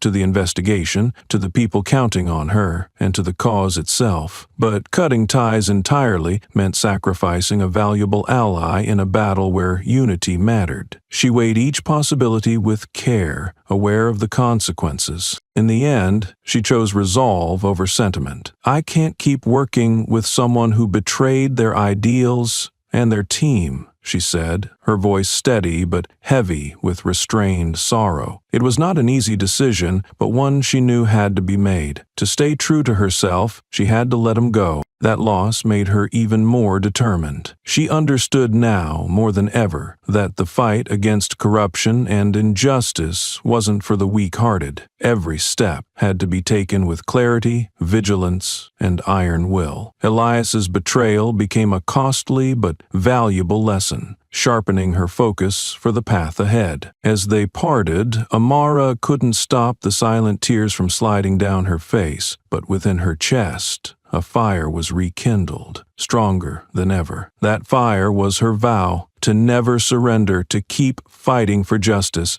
so that no one like her would have to endure betrayal and oppression again. The file on Lucas Maddox sat silently on the desk, the cold glow of the screen illuminating sterile lines of text that concealed a darkness far deeper than any report had ever recorded. Amara remained still in her temporary office, eyes fixed on every detail, every piece of data. Lucas, Maddox's older brother, had long been a familiar name in military circles, known for his reputation and an extensive network of influence. But the deeper Amara delved, the more she realized how much that polished exterior concealed layers of disturbing truth. In discreetly archived documents within the internal system, she uncovered strange intersections. Certain controversial personnel transfers, once rejected, had been approved swiftly following Lucas's involvement in the Oversight Committee. Reports of misconduct or breaches of conduct disappeared entirely when tied to individuals aligned with the faction he supported. Several personnel who had dared to speak out were reassigned to remote areas or forced into early retirement. One older report listed Lucas as the approving officer for an equipment procurement project, later found to be grossly overpriced, yet the scandal was quickly buried. Amara no longer saw these as coincidences. The signs formed a troubling portrait of a man who wielded power not only over military operations, but also over the law enforcement system, manipulating outcomes through a web of close allies, including his brother Maddox. The truth sharpened when Amara received an encrypted email from an unknown address. Attached were internal documents and a handwritten note from someone claiming to be a former mid-level intelligence officer who had once worked under Lucas. The message described an underground power network in which Lucas wasn't merely influential, he was the architect. Anyone who defied his rules was quietly removed. Secret meetings, opaque deployments, and silent purges were all driven by the will of a single man. The source ended with a chilling warning: don't trust anyone Lucas ever promoted, and don't think he doesn't know you're coming for him. Mara froze after reading, her breath shallow. A part of her wanted to believe this was a misunderstanding, that Lucas had merely been caught in difficult political decisions, but the consistency of the documents and the precision of the evidence left no room for denial. Lucas wasn't a product of the corrupted system. He was the one who had built it, link by link, person by person. Compared to Maddox, Lucas was a fortress, colder, more calculated, more dangerous. Maddox might be a blunt instrument, but Lucas was the one moving the pieces. The more she understood, the clearer it became that she was descending into a labyrinth where the line between observer and captive no longer existed, and yet, amid the creeping dread, Amara felt a sharp certainty rise within her. Fear was turning into fuel. To reveal the truth, she had to strike at the core of the machine, where the name Lucas Maddox reigned as an untouchable emblem of power. And Amara, with everything she had left, knew she couldn't turn back. Not now. Not after seeing the face behind the system. Data continued to pour in through the covert channels Amara had quietly established. Most of it comprised deleted files salvaged by a technician who had worked with her on a previous mission. Recovered command logs, server addresses, and scattered notes began to connect. Lucas Maddox was no longer just a prominent military figure. He had embedded his influence deep into the enforcement and political structure, affecting everything from police chief appointments to internal budget allocations too obscure to audit. His network didn't operate openly. It moved through private meetings at charity events, encrypted calls, and reallocated funds disguised under miswritten purposes. Amara found his name linked with powerful figures once thought unconnected to the military. A stalled cabinet session in a certain state was abruptly greenlit following a proposal from a defense advisor, later revealed to be a former subordinate of Lucas. What appeared to be civil decisions bore the fingerprints of military manipulation. Lucas didn't use brute force to control power. He cultivated loyalty with career advancement, shielded reprimanded individuals, and weaponized private information as leverage. His relationship with Maddox was only a visible node in a much larger structure. Amara uncovered altered internal reports in which police brutality cases were redirected or dismissed through bureaucratic tricks. She found a series of civil lawsuits dismissed within days for no justifiable reason. Many of the parties involved had attended strategic conferences hosted by Lucas. Each step closer to the network's center escalated the threat. A stranger appeared outside her temporary apartment, leaving a note scribbled with her parents' names. Her personal email was repeatedly breached, and her secure archive was suddenly locked, despite only she knowing the password. A former colleague who had helped gather data was abruptly reassigned overseas under the guise of a security transfer. Amara knew these weren't coincidences. They were clear warnings. Stop or pay the price. She felt the pressure closing in, the solitude beginning to chip away at her focus. Trust became a fragile concept when everyone could be compromised, yet beneath the fear, her battlefield instincts kicked in.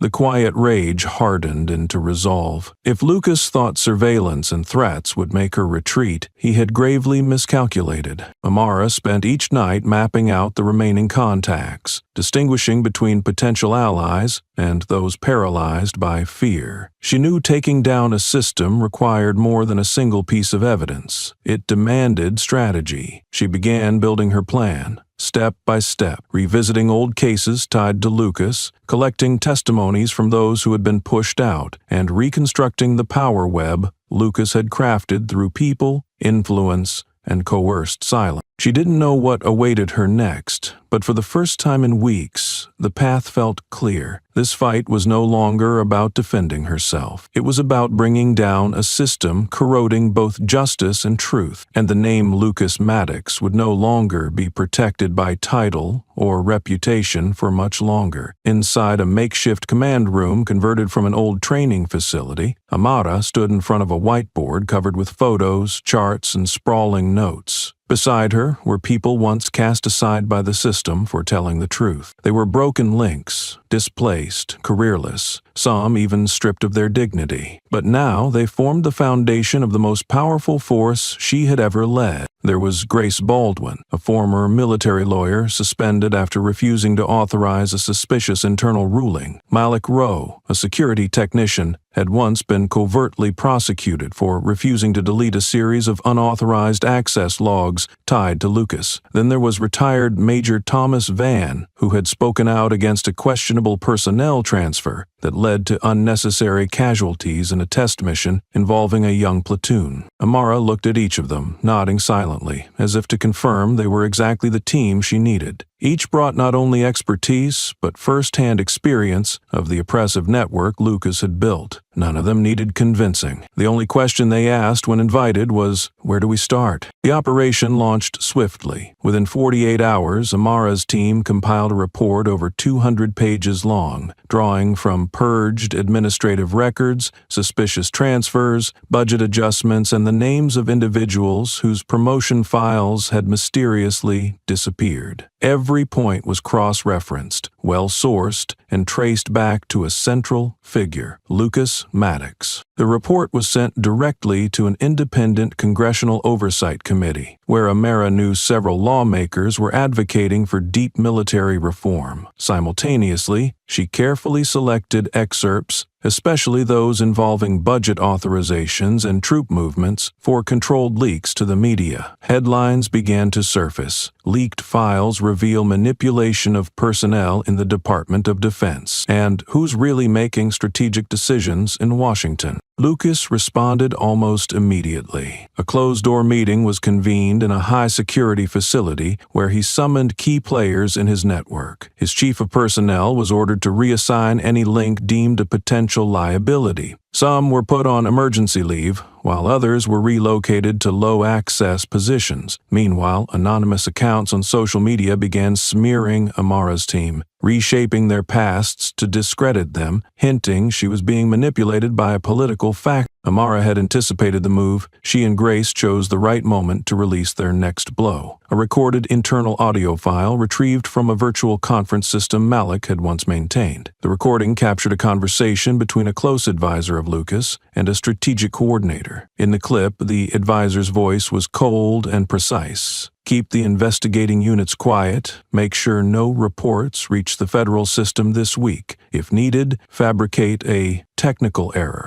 As soon as the clip was released, independent media outlets picked it up simultaneously. International military oversight organizations demanded a formal response from the Department of Defense. The external pressure grew so intense that a senior spokesperson admitted an internal review had been ordered under the guise of protecting transparency and public trust. Amara knew this wasn't a victory yet, but it was the first crack in what once seemed like Lucas Maddox's impenetrable armor. The issue was no longer about finding more evidence, but keeping up the pressure so he wouldn't have time to patch the holes. That night, in the dimly lit room surrounded by cluttered notes and sterile light, she clutched the file tightly. The game had truly begun, and this time, the rules had changed. The interagency briefing room, buried deep within a high-security compound, was designed to block all external signals. Amara entered first, followed by two military advisors who brought no documents. Their eyes were expressionless and silent. Chairs were arranged in a semicircle around a long table draped in gray cloth. Opposite her sat an empty seat reserved for the central figure of the meeting. The central figure of the meeting, Lucas Maddox, arrived minutes later, neither late nor rushed. He offered a slight nod as a greeting, his eyes carrying that familiar arrogance, as if still convinced his power could shape the outcome. The air was heavy. Officials in attendance maintained guarded expressions, careful not to reveal their positions. Beside Lucas sat a legal advisor, and at the far end of the table was a representative from the Internal Audit Committee. All waited for Amara to speak. She didn't need to read from the report. Point by point, she outlined the reconstructed power map, the suspicious transfer orders, and the internally rounded-off budget data. She displayed a list of appointees recommended through Lucas's office, alongside records of individuals who had spoken out and then vanished from the system. Lucas listened motionless, hands clasped. When she finished, he gave a half smile. Surprising that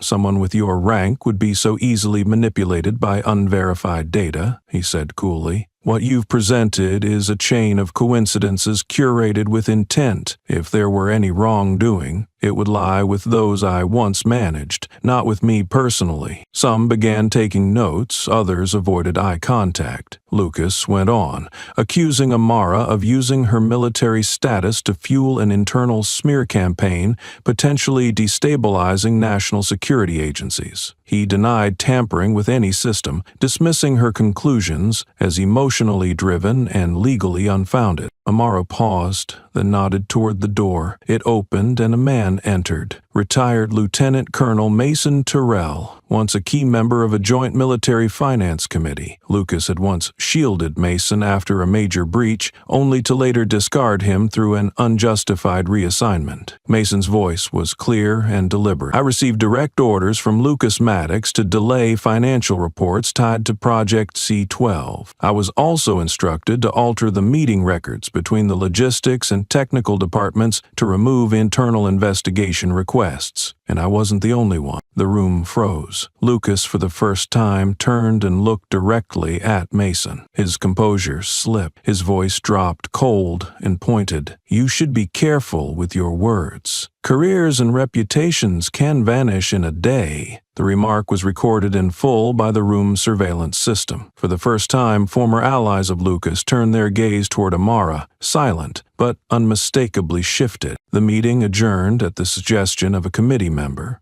Everyone left in order, yet none retained the neutrality they had walked in with. Outside, two members of Lucas's inner circle were called for separate interviews by internal investigators. A communications aide requested temporary leave, citing health reasons. Amara stood alone in the hallway, clutching the file. She didn't smile, nor did she sigh in relief. Today's confrontation hadn't unseated Lucas, but it shattered the balance he had long maintained. The public clash forced the silent ones to choose a side. The battle had stepped into the light, and from this point forward, neither side could retreat. She knew the price of truth was never cheap, but silence was far more terrifying. News of the meeting between Amara and Lucas Maddox vanished swiftly from major headlines. Mainstream media, already hesitant, chose vague phrasing like interagency conflict and lack of consistency in internal reporting to downplay the severity of the incident. Carefully selected language blurred the lines between abuse of power and routine administrative disagreements. Articles initially posted online disappeared within hours, or were revised to adopt a neutral tone. Documents submitted by Amara's team to the investigative committee began encountering setbacks. A wave of responses returned, claiming the materials lacked authenticity due to missing secondary verification. One crucial report was rejected on the grounds of a missing supervisory signature, despite Amara's certainty that it had been properly signed. The system began operating as if every door had been bolted from within, stalling each forward step and skewing their course. Meanwhile, indirect attacks emerged. Malik, who had helped extract internal recordings, was suspended by his division, accused of violating security protocols, with all personal devices seized. Grace Baldwin, a military lawyer who had appeared publicly with Amara, received a court summons for allegedly damaging the institution's reputation. Signs grew clearer that the system was mobilizing with intent, aiming to fracture the opposing group's structure from within. Thomas Van, a former frontline officer and now a key witness, found himself shadowed by 2 security agents each time he left his home. His apartment was subjected to an unannounced early morning inspection under the pretense of regional security assurance, a method to legitimize intrusion without a formal warrant. Pressure mounted on every team member, yet none chose to withdraw. They understood that backing down now would erase all progress. Amara received a notice requiring her to relinquish full access to coordination systems and to suspend all interagency operations under her direction. Her internal mailbox was locked, and the cloud database containing hundreds of investigative files was frozen for source trace verification. At an emergency unit meeting, she was called out by name, questioned about her motives. A senior officer raised concerns about her underlying political ambition and potential personal conflicts of interest. Former colleagues who once stood beside her on the front lines now averted their gaze. The sense of being surrounded was present in every step she took, but Amara remained unmoved. She felt neither surprise nor anger. Deep down, she recognized this as the instinctive reaction of a system cornered. Rather than opting for dialogue or transparency, it had chosen suppression, erasure, and character attacks, only proving she had struck a nerve. As night fell, Amara returned to the temporary command post, seated before a board filled with red markers and tangled connections. Silently, she reviewed each disabled route, reopening the independent communication channels used during the early stages. The mainstream media was no longer a viable path, but she had prepared alternatives. Her team was broken into smaller cells, their data backed up and rerouted through encrypted gateways beyond military networks. The rules of engagement had changed. If they chose an unnamed battlefield, she would lead through roads with no map. And in that darkness, Amara knew there was one thing the system had yet to control: her clarity and unshakable belief in the truth. The days that followed were thick with tension,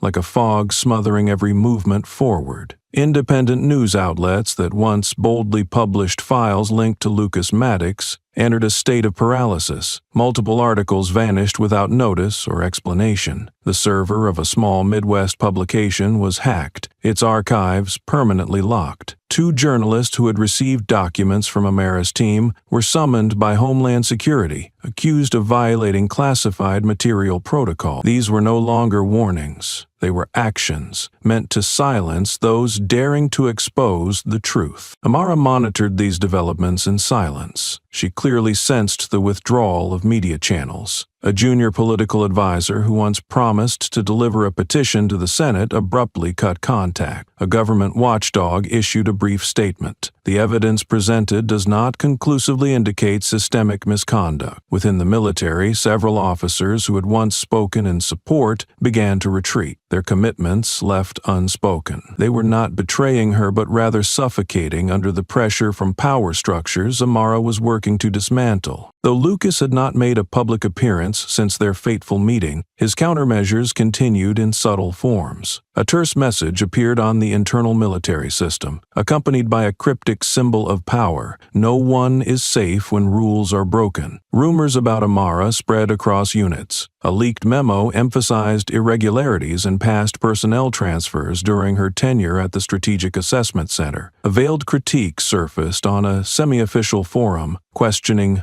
unclear connections between Amara and civilian contractors. No one confirmed, but no one refuted either. Faced with this, Amara shifted her entire strategy. She divided the team into autonomous clusters, limiting information flow by clearance level, ensuring that if one link was compromised, the rest could still function. Communications were encrypted with dual layers, moved to decentralized platforms to avoid surveillance. Every move was measured not to provoke disruption, but to keep their lifeline intact. She also began reaching out to those who had once been part of Lucas's network, but were now sidelined or silenced. Some lived in fear, others simmered with disillusionment, now withdrawn. She brought no rhetoric, no rank to persuade them, only one question: if given another chance, which side would you choose? One of them, nearly 20 years her senior, answered after a long pause: "I used to believe keeping the seat meant changing the system from within. Now I see holding the seat without action is just another form of complicity." It wasn't a victory, but it was a sign. Amara knew time was not on her side. She wasn't waiting for the system to collapse with a single blow. She was doing something else, peeling away the layers of denial, exposing every crack, until the system itself could no longer hide the rot at its core. She had moved beyond believing that a hearing, a news story, or a leaked recording would be enough. Her enemy was no longer a person, but a culture, ingrained in perception, a silence turned into reflex, a habit of trusting position over truth. Standing before a screen displaying the activity map of her fragmented teams, Amara exhaled slowly. All data could be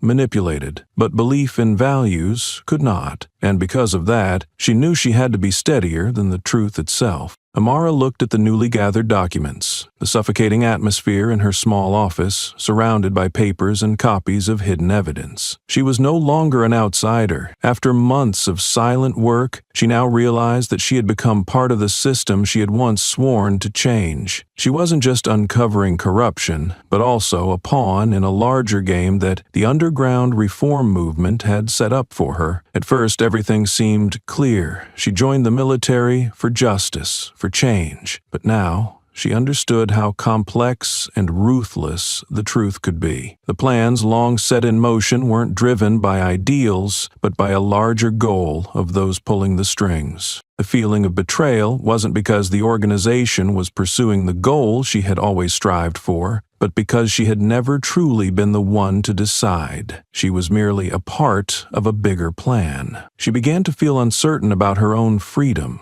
wondering if everything she had done was really for justice, or if it had simply been to serve an underground organization whose true nature she no longer understood. It was a pain too deep to describe, realizing that every decision she had made so far had been influenced by an unseen hand. She sighed, staring at the face in the mirror, reflecting a woman fighting not only against enemies, but also against herself. After discovering the truth about her role in the underground reform organization, Amara knew she couldn't turn back. The sleepless nights, the unanswered questions, the doubt, and the anxiety clouded her every thought. But then she decided that her goal was still intact, whether she was a pawn or not. She couldn't retreat, couldn't stop in this fight, because the change she had once dreamed of now lay in her hand. Amara began to rebuild her strategy. She was no longer an undercover operative. She would be the one to make real changes. She decided to confront those manipulating things directly, instead of silently following orders from the underground organization. Her goal was still justice, but she knew it would require a much harder path, facing those she had once considered allies. She began reaching out to old sources, to the remaining witnesses from the cases that Maddox and Lucas had once controlled. What she was doing wasn't just confronting the corruption of a few individuals, but toppling an entire rotten system that had long existed in the military and police. She couldn't allow herself to fall into old patterns, old tactics that the powerful had long applied. She had to act more decisively. But just as Amara entered the phase of preparing her counterattack, she discovered something unexpected. One of the figures she had once thought to be an ally in the reform movement, someone who had fought beside her, was now secretly sending documents to her team. This person was no stranger. It was a former member of the Department of Defense who had once worked closely with Lucas. The truth began to unfold through the secret documents this person sent. These files revealed that Lucas had approved a series of unlawful orders that could become strong evidence if properly verified. Amara quickly realized that in the shadows of this fight, not all strategies belonged to the underground organization she once believed in. There were those who still worked quietly for a greater cause, and these people, although outside the organization's control, were the key to bringing down Lucas. She had found the clues, the silent allies, the courageous witnesses, and irrefutable documents. However, Lucas was not an easy target. As Amara's plans began to surface, he didn't sit idly by. Lucas struck back by spreading false information about Amara,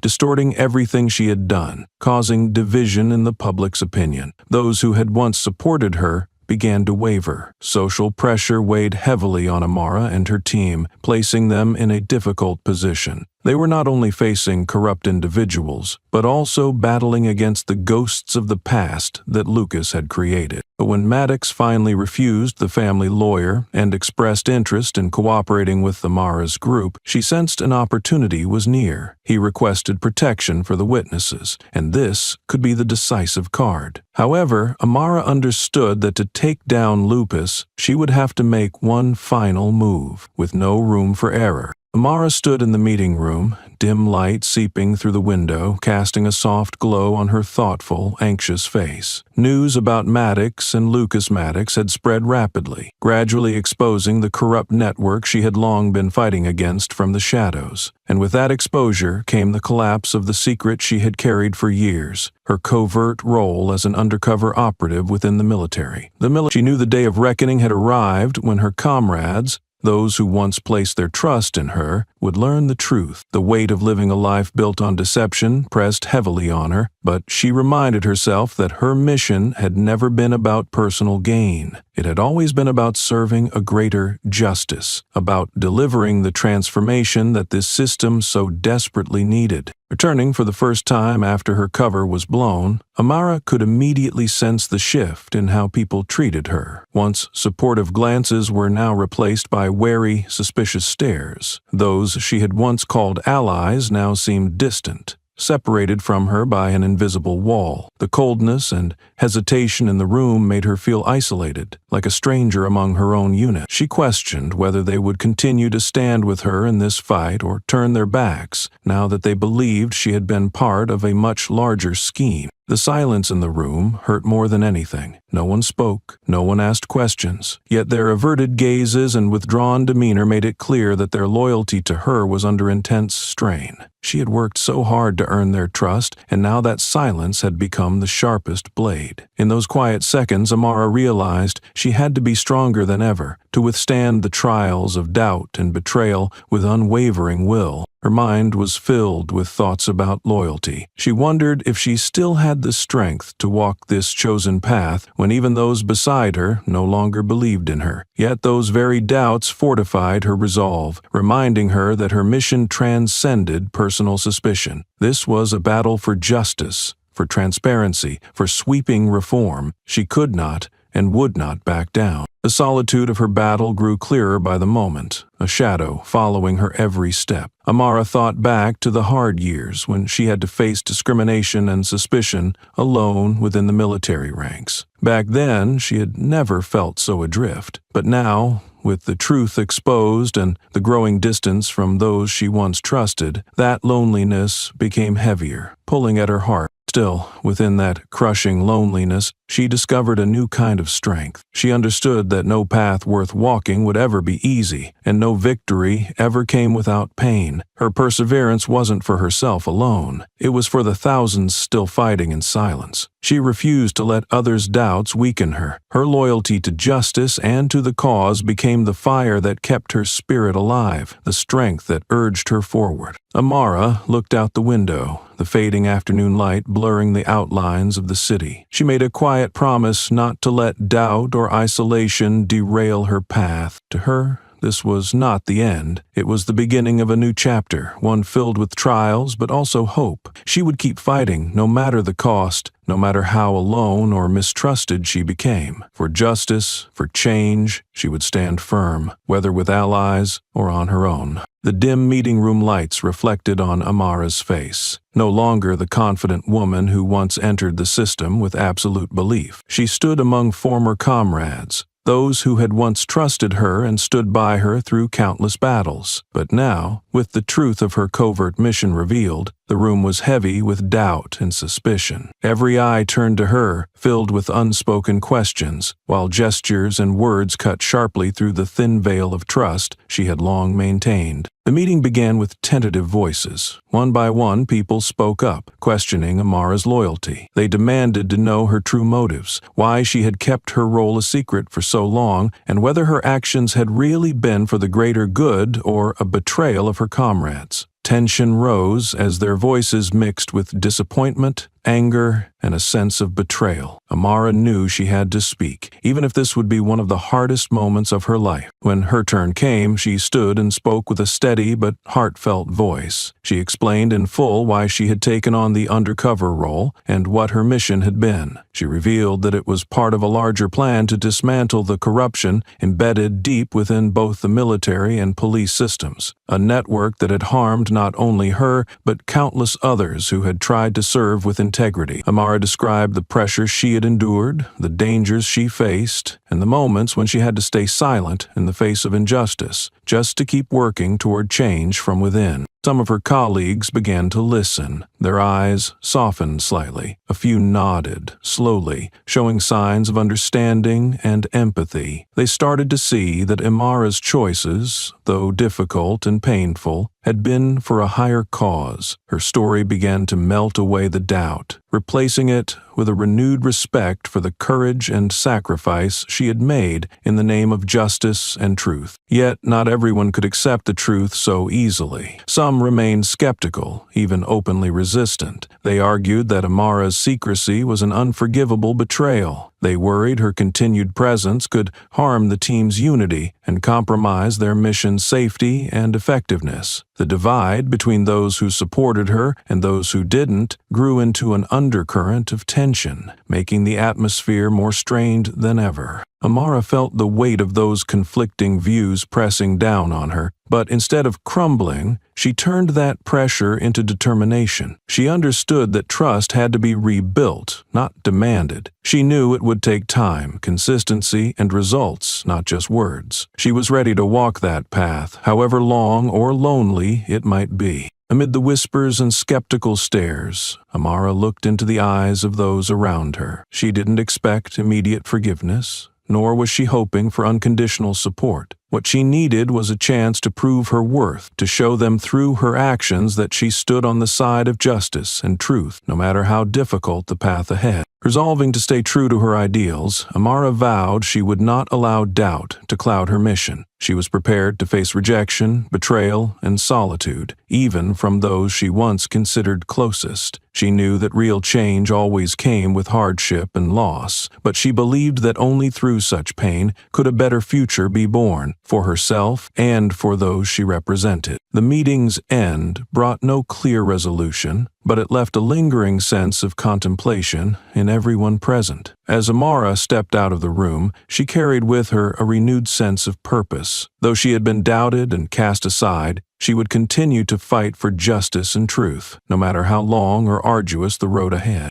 The dim glow from the desk lamp cast shadows across Amara Brooks' face, revealing the tired yet resolute lines of a woman who had weathered countless storms. After all the betrayal, loss, and hardship, she knew the mission ahead was the most critical yet, demanding her full strength, allowing no room for error. The weight of pressure bore down on her shoulders, but alongside it burned a determination that had never once flickered. She looked back on the road she had traveled, the brutal battles, and the moments of near despair, and from there, she drew the strength to keep going, no matter how daunting the challenges ahead might be. The underground network Amara was part of was made up of hardened individuals, bound by a shared purpose, to stand against those who abused power and harmed the innocent. It wasn't a large group, but their unyielding resolve gave them a force that was hard to crush. In hidden rooms, information was exchanged with caution, encrypted codes used to avoid detection. Amara was the nucleus of this operation, not just leading, but inspiring others with her conviction. She had an intimate grasp of every detail, every move the enemy made,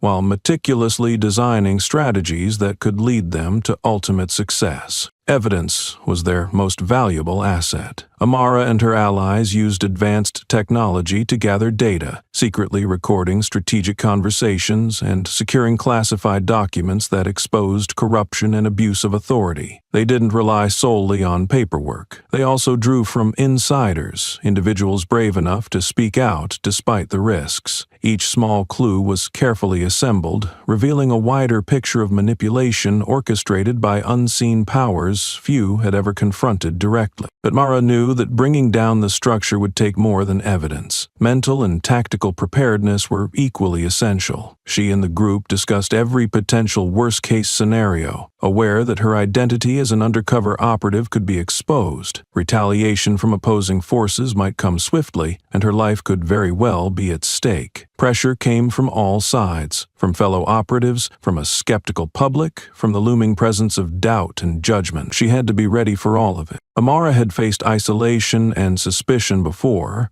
had been wounded, but she never gave up. Now, standing at the threshold of a decisive phase, she felt stronger than ever. She understood that this was the only path that could lead to justice, to real change in a system drowned in darkness and corruption. She did not fear danger. She feared the silence of the righteous in the face of injustice. As preparations neared completion, everyone knew they could wait no longer. Amara stood before a mirror, staring into the reflection of a soldier who carried not just orders, but an entire mission of moral responsibility. Her bravery merged with clarity of thought, grounding her for the trial ahead. She knew the fight wasn't against individuals, but an entire system, for a future that deserved better. Before the operation launched, Amara spent time with each member of the underground group, encouraging and reinforcing trust. She knew success wasn't born of individual effort, but collective strength. That was why she wasn't just a leader. She was the glue that bound them together into a force capable of enduring any threat. With everything in place, emotionally, tactically, Amara was ready to take the most important step of her journey. She understood that once set in motion, the plan would allow no space for hesitation or missteps. Still, deep within, she held fast to her belief that justice would prevail, and those who had abused power would be dragged into the light and held to account. Every document had been reviewed one final time, and secure data channels activated. Amara stood before the command board, her gaze calm yet firm, and gave the order to initiate the operation. In the hours that followed, the evidence collected over months of covert work was transmitted to key government agencies, respected media outlets, and international oversight bodies. Everything was encrypted, layered, and accompanied by testimonies from insiders who had chosen to stand with the truth. There was no turning back. The assault on the system began, not with force, but with fact. Alongside the data release, private meetings were held with independent figures in the military, legal, and media sectors. Amara and the most trusted operatives moved across institutions, oversight councils, human rights organizations, persuading, explaining, urging action. They made no promises of safety, asked for no pity. They came only with truth and a warning. Continued silence would allow the system to devour itself. But those entrenched in corruption did not sit idle. As the first wave of data hit, manipulated media began spreading fabricated stories, falsified files aimed at discrediting Amara and her team. Vague articles and distorted interviews went viral. Independent investigations were delayed, tampered with, even suspended under claims of insufficient legal basis. Some members of the underground network received threats or were followed. Their phones and emails were tampered with. Tension escalated when Lyle, a former data security engineer, vanished after leaving a backup site. His disappearance was a wake-up call. Amara convened an emergency meeting ordering data dispersion, breaking up critical evidence into separate units,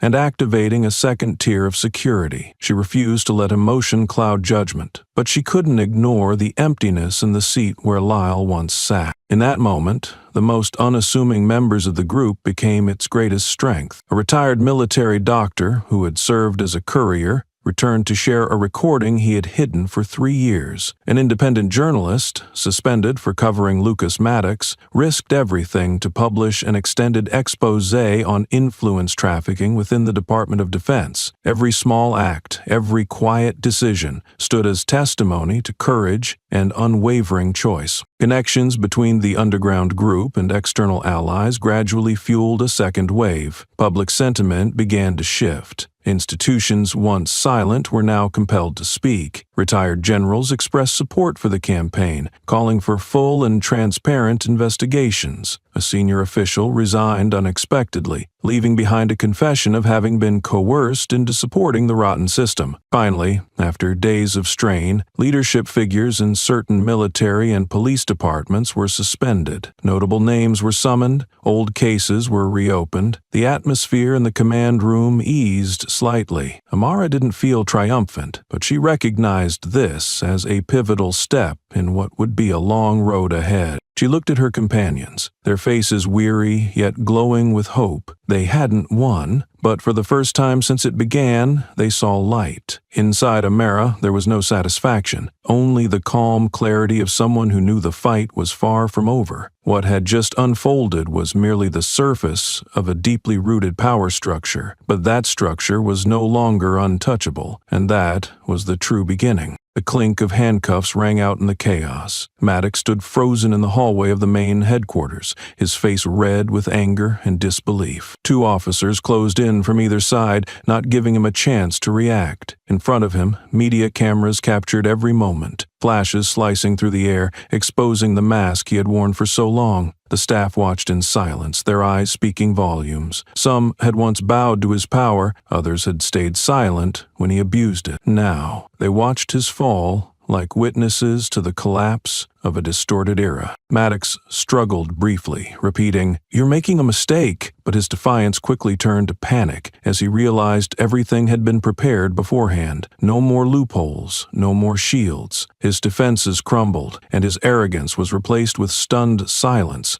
as he was led down the corridor. What once protected him had been stripped away. In a special interrogation room, Maddox sat before a case file compiled by Amara's team. At first, he feigned indifference, even mocking the accusations, but as audio recordings, video footage, and cross-verified testimonies were presented, his smugness faded. Each document chipped away at his final defense. The names he had shielded, the altered reports, the unlawful arrests, all became damning evidence. He lowered his head, clenched his fists, and remained silent for nearly an hour. Not out of remorse, but because he realized he had been pulled from the game he thought he controlled. Inspector Evan Ward, a man who had long followed Maddox's cases but had been hindered by a lack of evidence, entered the room. Ward, known for his adherence to protocol, was appointed to oversee the questioning and had the authority to propose reinvestigations into cases Maddox had manipulated. His first meeting with Amara was tense. Her field-based approach clashed with his strict legal framework, yet both shared the goal of holding the system accountable. That afternoon, Maddox requested a private conversation. He asked for no lawyer, no deals, only to say something of real value. In the dim room, with shadows cast through heavy drapes, he spoke a sentence that stunned everyone. "I used to think I was protected. Every report, every mistake was handled before it reached someone with real power. Has anyone ever wondered who paved the way for me? Amara said nothing, eyes locked on him. You probably think I'm the biggest threat here. You're wrong. I'm just a pawn. What do you plan to do about the one who set the board? The words cut through the silence like a final blow. No one needed to speak. Though Lucas Maddox's name wasn't said, the message was clear. A new investigation was imminent, not into the enforcers,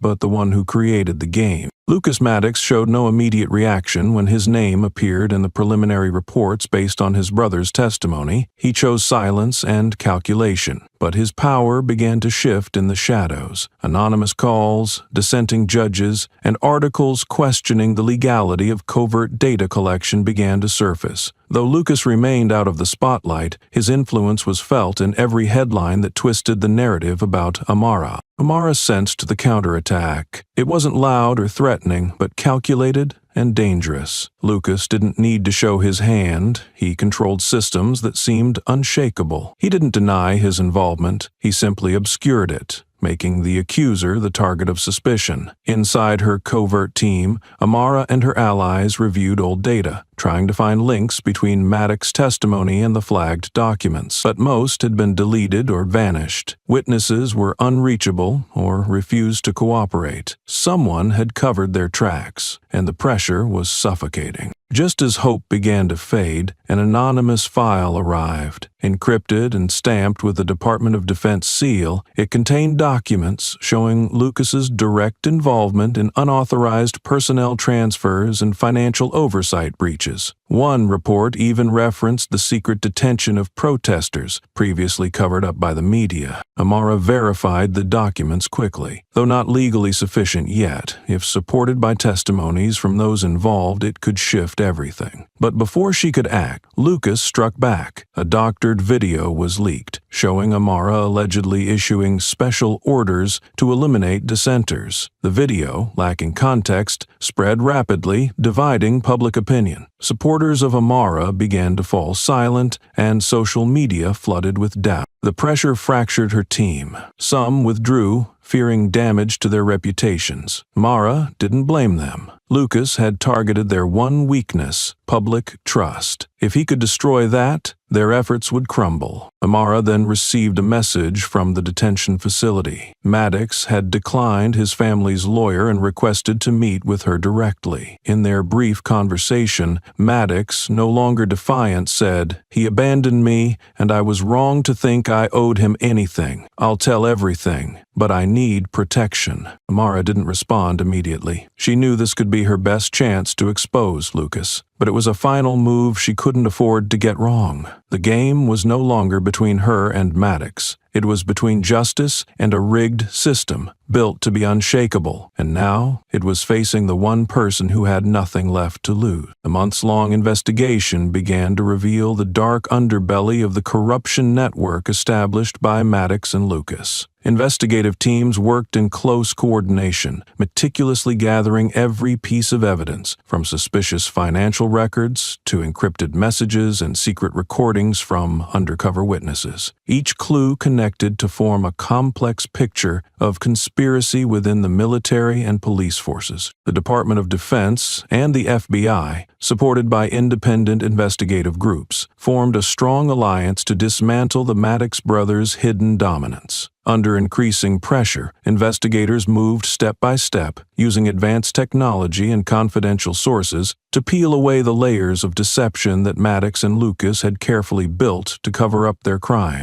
A major breakthrough came when undeniable evidence surfaced. Financial records showed blatant embezzlement, with key data manipulated to conceal violations, and reports showed staff had been forced into silence about systemic racial discrimination. The scope of the corruption network far exceeded the investigators' expectations, leaving them stunned at its complexity. As pressure mounted, Maddox began to lose patience. He attempted to shift the blame, sow confusion within the ranks, and deny personal responsibility. His growing anxiety became more apparent with every action and word. Meanwhile, Lucas, using his political savvy and deep connections, maintained his position, obstructing the investigation and launching smear campaigns against witnesses. He knew that if the truth came out, their power would collapse, and he would do anything to protect his position. The spread of information about the investigation caused waves within the military and police. Those who had been silent began to speak up, while those involved grew anxious, fearing the truth would be exposed. On the other hand, those eager for justice saw hope for a fairer future. The atmosphere in the investigative offices was more intense than ever. Every action was carefully considered, and each piece of evidence was scrutinized. External pressure from those trying to maintain power became the biggest challenge, but the investigators knew they had to uncover the truth and achieve justice no matter the cost. The investigators' morale fluctuated between determination and exhaustion. They had witnessed deep corruption, from financial misconduct to brutal actions against colleagues and civilians. Their mixed emotions of outrage and duty kept them moving forward despite serious threats and obstacles. Maddox and Lucas,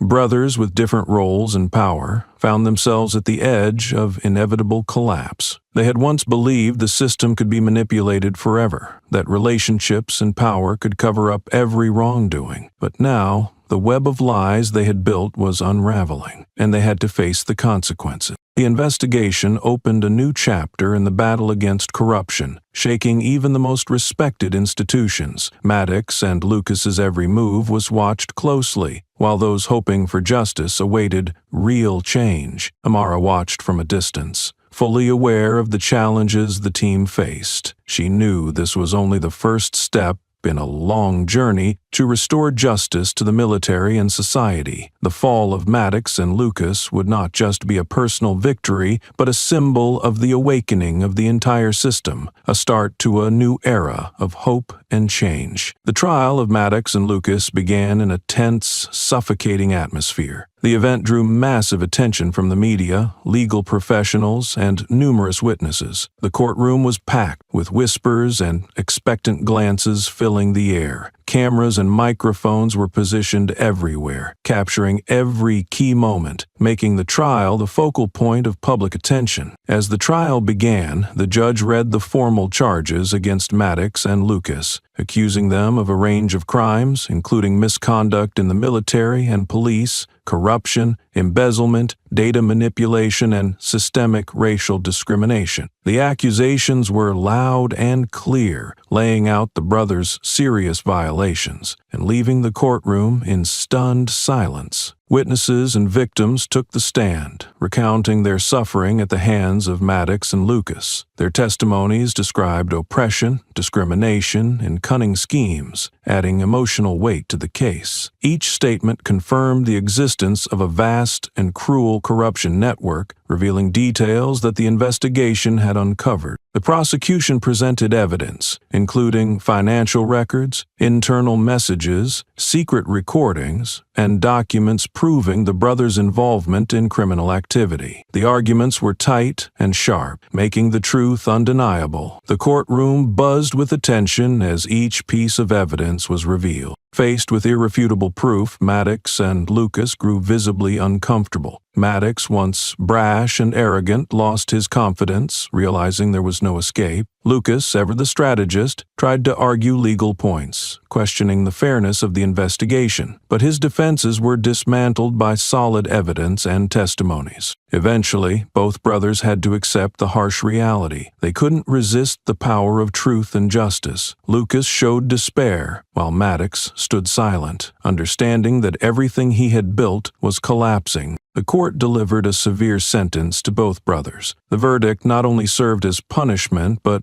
also as a public statement that no one stands above the law. This decision marked a critical turning point for the entire system. The downfall of Maddox and Lucas opened the door for much-needed reforms to prevent future corruption and discrimination. The military and police began to take greater responsibility, strengthening internal oversight. The trial was just the beginning of a long journey for justice, a journey that would continue with unwavering resolve. The story of Maddox and Lucas had become a symbol of awakening, signaling a new era for institutions once plagued by unchecked power. Finally, justice had prevailed. The trial was over, the courtroom lights dimming, but the echoes of the fierce battle remained in Amara Brooks's mind. Sitting alone in her small office, she gazed through a misted window as the last rays of sunlight pierced the low clouds, casting mixed hues across the horizon. The emotions inside her were overwhelming, like a river that couldn't be contained. Every step of this mission had drained her strength, forcing her into relentless confrontations. The days of hardship had shaped her into a resilient woman who refused to be bowled over by power or injustice. Though the trial brought some justice, she knew the system was still full of gaps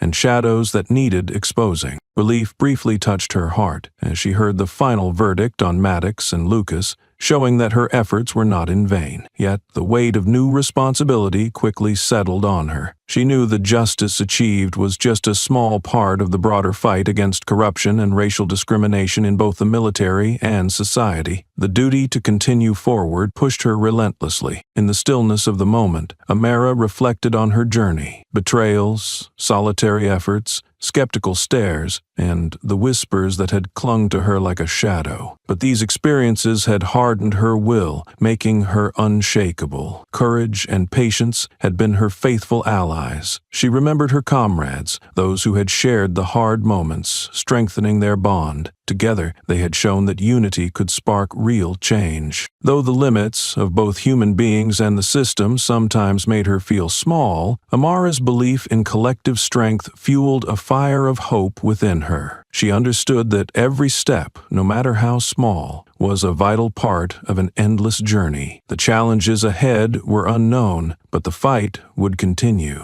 As she stood overlooking the city in the fading light, Amara vowed that the journey was far from over. This fight wasn't just about her. It was for everyone who had followed her story. With perseverance and collective strength, she knew justice and truth would prevail, creating a better future for all.